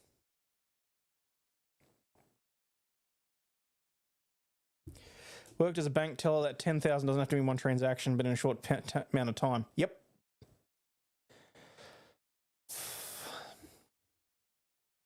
In the same way that we need to comply with regulations when a customer first opens an account, we also need to comply with the current law regarding maintenance of their identification information. That's fine. If their driver's license is expired, if their address needs to be updated, that's appropriate. Asking personal questions about their financial affairs that you have no goddamn business knowing is not. Ensuring we have the customers' most up-to-date and correct details also helps us to keep them safe and protect them from fraud. In December, Commonwealth Bank announced a $3 cash withdrawal fee from some accounts, with the ensuing widespread backlash prompting a walkback and apology. Time to leave that bank. Oh, don't worry, Tankrat. Hang on, what's this? Banning terrorist flags and... Well, Victorian Premier Jacinta Allen has decided something needs to be done about anti-Semitism. Who knew? It's just a pity a synagogue. And the laws that are already there, rather than proposing a legislation that is potentially going to further impeach civil liberties. Lax immigration policy, % of transactions using... Oh, so they get to it right like at the very end. Matt Coman says he wasn't behind the decision to charge some customers $3 to withdraw their own. The CEO of the bank is saying he was unaware that they were going to start charging $3 for people to access their own cash. I've heard other stories about certain CEOs of certain banks who I will not name so that I am tiptoeing around the lines of defamation, all that sort of stuff, because allegedly certain CEOs of certain banks know everything that happens within their banks, as you would really expect them to anyway. If there is a policy change, I would fully expect that they are briefed or that they are the ones driving it, personally, in my own personal opinion. Where and when did you buy the Lego sets and the Gundams? Receipts, please. Fucking smartass. You leave my Temu purchases alone. Funds, Kristen. He says he only learned about this decision through the media. He's the boss. Do you believe him? No, I don't believe him. There's only two situations that happened here. The first one is he didn't know, which is poor form, considering that's your leadership team going out, or the head of retail that he's trying to throw under the bus is the poor fall guy for something that wasn't very popular in the first place. And if I was a Commonwealth Bank customer, as a libertarian, I believe in freedom of choice, and I would choose to bank with someone else. Absolutely. Rocco, just really quickly, the Commonwealth Bank have, apologised for stress this might have caused to customers. But, I mean, when you consider they made a $9.5 billion profit last financial year, is there any reason for them to be charging people to withdraw their own funds? And their apology... Fuck no. Because it is not about them gaining money on this. It's about control of the dollar. If a little old lady who is on a pension wants to use cash so that she can keep track of her spending, if all of a sudden it's going to cost her an additional $3 to take $20 out to go and buy groceries, she's not going to do it. In fact, she may well decide to forego groceries, which is disgusting. Apology, mind you, is about the way they communicated it. They still intend, as I understand it, to implement this just a little later down the track once the furor dies down. No, it's not believable, and you're right. I mean, this apology is just kicking the can down the road. I mean, Matt Coman has said in the past, he's on the record as saying, "Look, I don't care about this because I found the Sky News video about the actual thing that we were talking about, which honestly is the one that I thought it was." A truly astonishing story. I think everybody understands the evils of money laundering and that banks, casinos and others need to do better to ensure they're not abetting that money laundering. The question is whether it's just simply gone too far. Now, someone we all know well on this program is the housing researcher and commentator Louis Christopher from SQM Research. He posted on social media last night that the Commonwealth Bank had threatened to suspend his accounts unless he answered these questions. How did he build his wealth? Why has he made cash withdrawals? Is he holding cash at home? And why did he make certain transactions to third parties? Louis Christopher is with me now to explain all this. Louis, many thanks for your time. G'day, Ross. Were you surprised, at the least, to have your bank asking you these questions? Absolutely, I was surprised. I first thought when I received the email, it was spam. You know, every day everybody's getting threats galore through spam. It's a damn good point. When I first looked over that, I thought that there was no way in hell that was going to be legitimate. But lo and behold. But when I noticed that there was no link in the email, I thought it could be real. And I called the bank on a separate number and they verified that, yes, they would suspend all my personal accounts, including my super, and I wouldn't have access to the ATM. Including his superannuation? That's some bullshit, because if he doesn't make certain payments into that, he's in breach of federal legislation. So because they're being pricks about it, they could have caused him to become a felon. Here on the screen now, all Allegedly. payments coming to and from your account and or accounts you operate will be stopped. We may also be unable to provide further products. That is correct. Now, everybody's going to ask, had you done anything in the main that might have been deemed by the bank to be suspicious? No, they actually told me actually today that this was not triggered by a particular activity of mine. It was just the CBA requiring, as per AUSTRAC, to have their records updated on me. And I was fine to give them, for example, my home address, what my driver's license. I'm personally, in my opinion, calling bullshit on that. Because this is 4 days later after the shit has already hit the fan, and he reckons that they're telling him on that day that it was just purely coincidental and it was routine for them to ask him why he has cash at home. How would they know that he had cash at home if it was routine? License number But of course, you do that when you open an account anyway. Correct. But when they went into demanding to know what I'm doing with cash, have I got cash at home? Have you got cash at home? Why like everybody else has a bit of cash at home. That's right. And then to ask why I've got cash at home. Yes. Like, hang on. This seems bizarre. And this is a security risk for me and my family. Of course. So, but we all recognise that banks have been sued, billions of dollars from the anti-money laundering agency AUSTRAC. Now, to be fair, what we did today, and just to explain this, what we did is we went to both AUSTRAC and the Commonwealth Bank. Let's go first off to the Commonwealth Bank and let's show you what they said as they were doing all of this. So this is the statement from the Commonwealth Bank. We are required to manage our customers' accounts in line with the Anti-Money Laundering and Counter-Terrorism Financing Act 2006, which sets out that all banks operating in Australia, and then it goes on, are required to collect, verify and maintain customer identification information.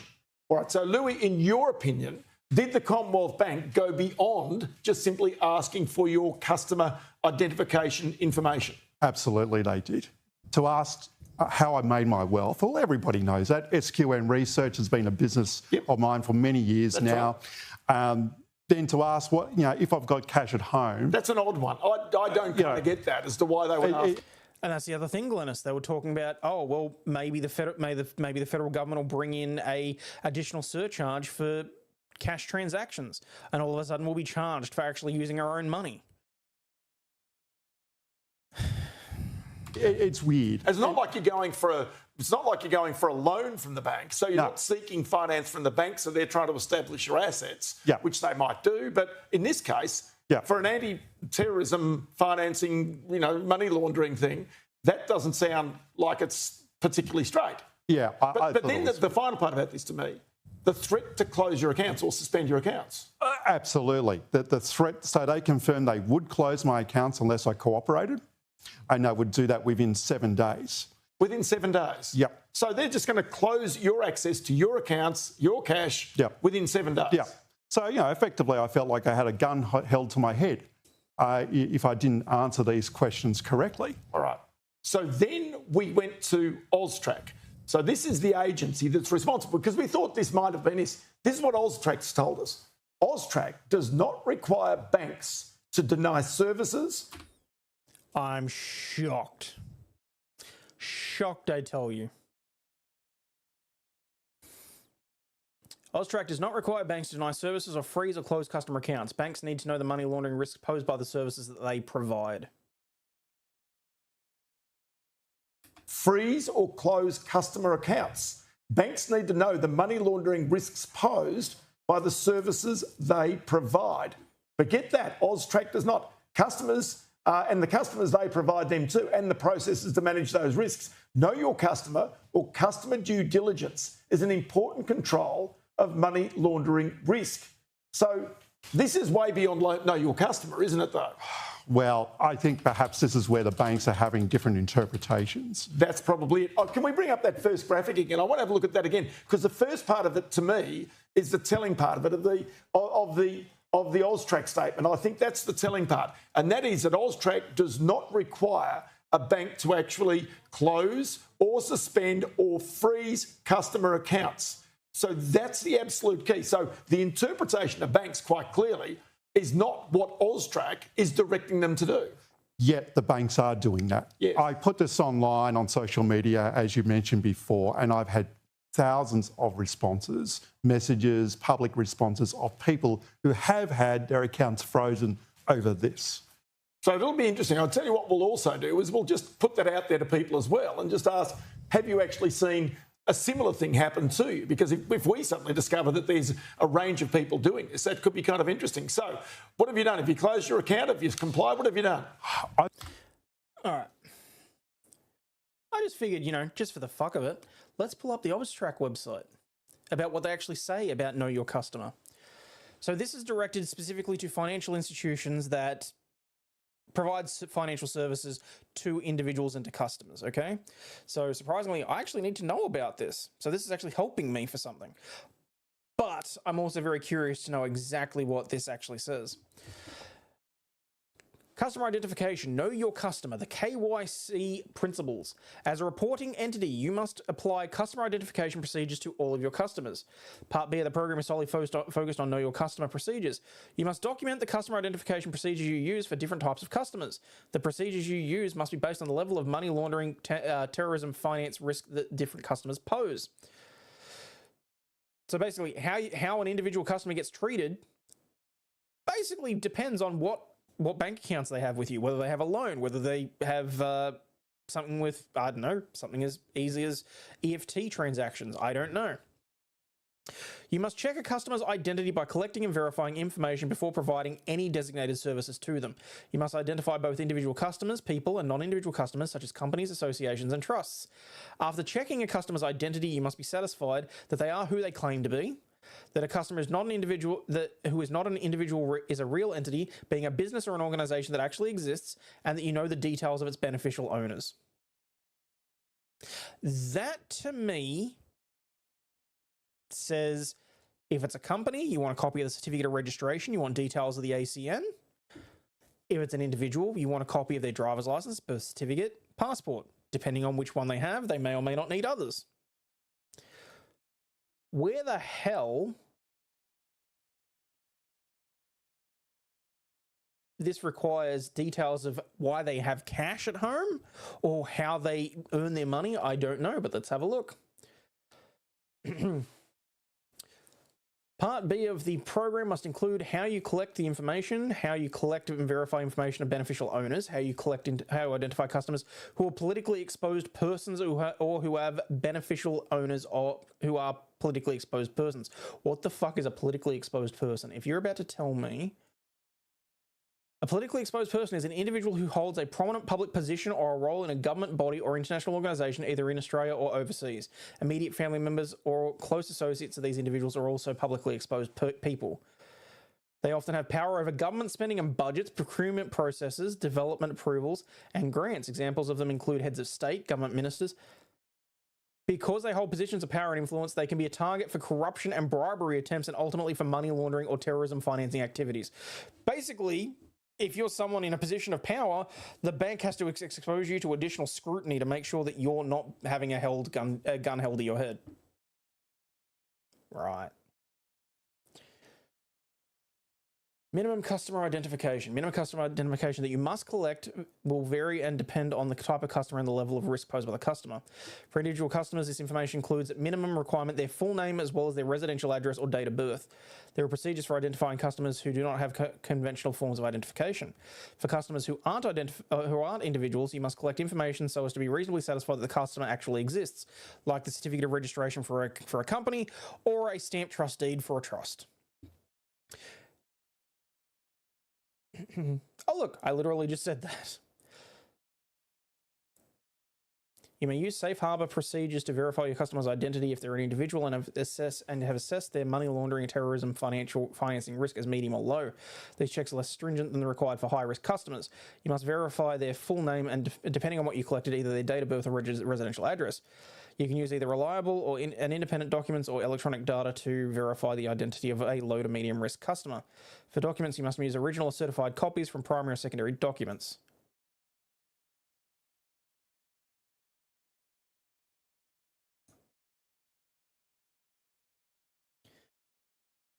Details of whether or not the company's listed on the stock exchange, searching the relevant domestic stock exchange.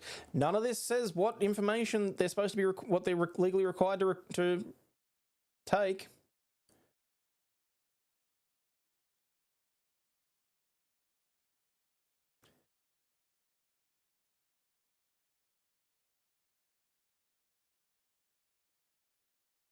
Oh, source of funds and source of wealth. Okay, here we go.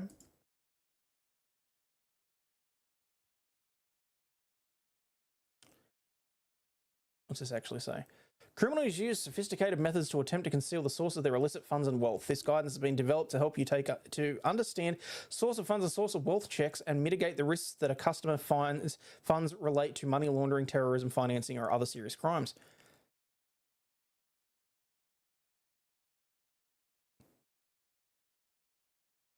How and when to verify source of funds and source of wealth. Okay. Verifying the source of funds on a risk-sensitive basis involves confirming where those funds came from, how they were obtained by the customer, and whether this is consistent with what you expect of the customer. AP said, does Australia have credit unions? Yes. And, I mean, the bank that I'm with started as a credit union, and I think that there are still quite a few of them floating around, actually. Be more like Japan and use cash. Well, the trouble is that they want to track exactly how and when you're using cash. This bank specifically went to this guy and said, hey, you took cash out. Why?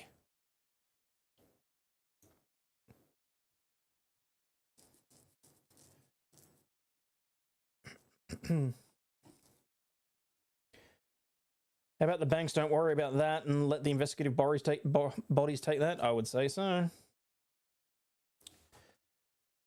Type of evidence required to verify the source of funds is dependent on the specific source. Evidence that is used to verify the source of wealth may be used to verify the source of funds, and when these are indistinct.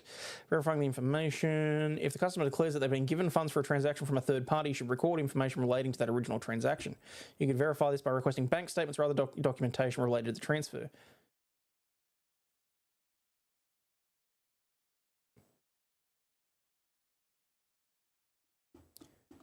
Okay, but it doesn't say when. That was supposed to be...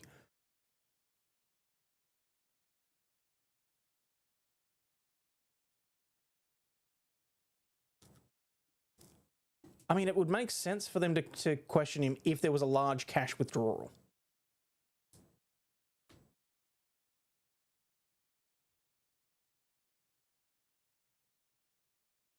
Type of documentation acceptable to verify source of funds or wealth will depend on the level of assessed risk. Examples of documents and data that you can use to identify the source of funds or wealth in a high risk situation include bank slips, pay slips, tax returns, a will, a court order, a trust deed, audited financial accounts, a sale purchase agreement, share registries, royalties, records pertaining to business ownership, records of other transactions or similar documentation, details of share transactions, searches of publicly available registers, transaction records, written confirmation from a legal practitioner or accountant, formal or witness declaration being a stat dec.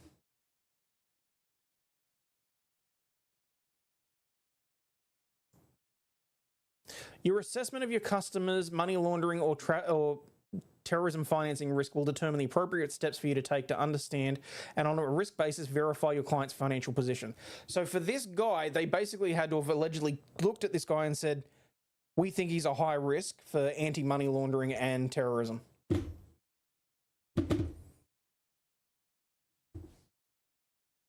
Classy.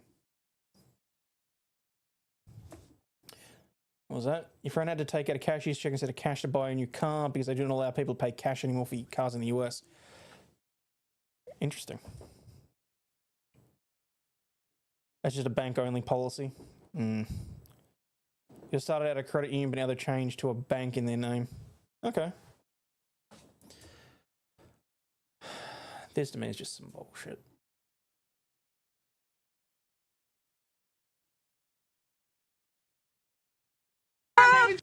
Drive! Oh, yeah. Hang on.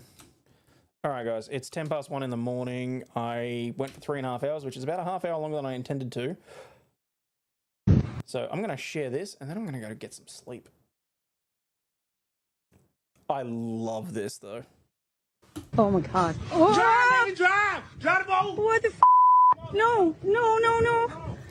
Boat, baby. Hey, drive the boat. Find up. I told y'all wasn't going to catch me. You see what just came up on my boat? They wasn't going to catch me. You see them out there circling the boat trying to eat me. You got to go. I ain't going nowhere. Yeah. I ain't going nowhere. I ain't going nowhere. Okay, you got to go. You got to go. I ain't going nowhere. You got to go. I ain't going nowhere. Get off the boat. I ain't getting off the boat. F is right. I ain't getting off. F is right. I ain't getting off the boat. You get in the water. I ain't getting in the water. You ain't making me get in that water. You see them out there, they waiting to eat on me. I told them fishy friends our food. They trying to eat me, lady. Hey. I don't know what. Man, I hope your boat's sturdy. Your tag's up to date, because look at it. They out there. There's about 7 or 8 of them out there. They waiting on me. They will not be eating me today. I ain't going nowhere. I'm staying on this boat, lady. You have to go. I ain't going nowhere. Okay, you can't be here. I could be right here. Oh, my goodness. Oh, my goodness. I don't know what to do. You know what to do. Where did you come from? I came from the water. I never even seen you out there. You were I came from the water. looking for me, though. Yeah, look at him. Look at him out there. Ooh, look at him.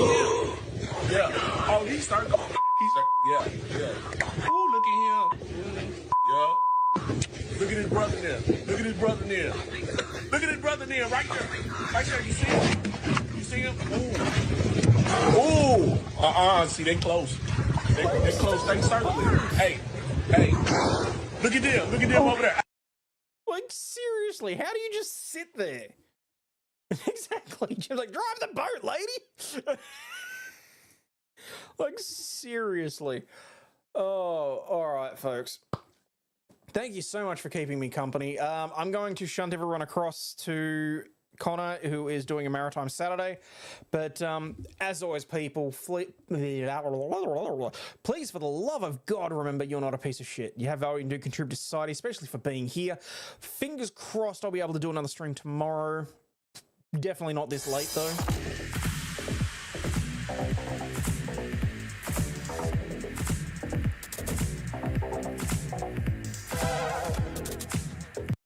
But as always, stay healthy, wealthy, and wise, people, and I'll catch you all on the flip side.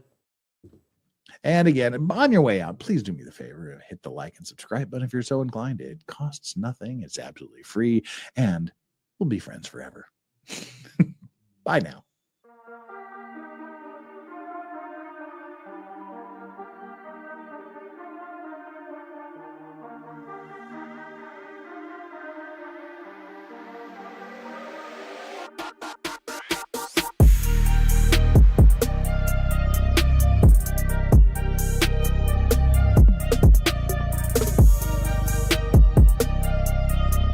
Shit, I'm out.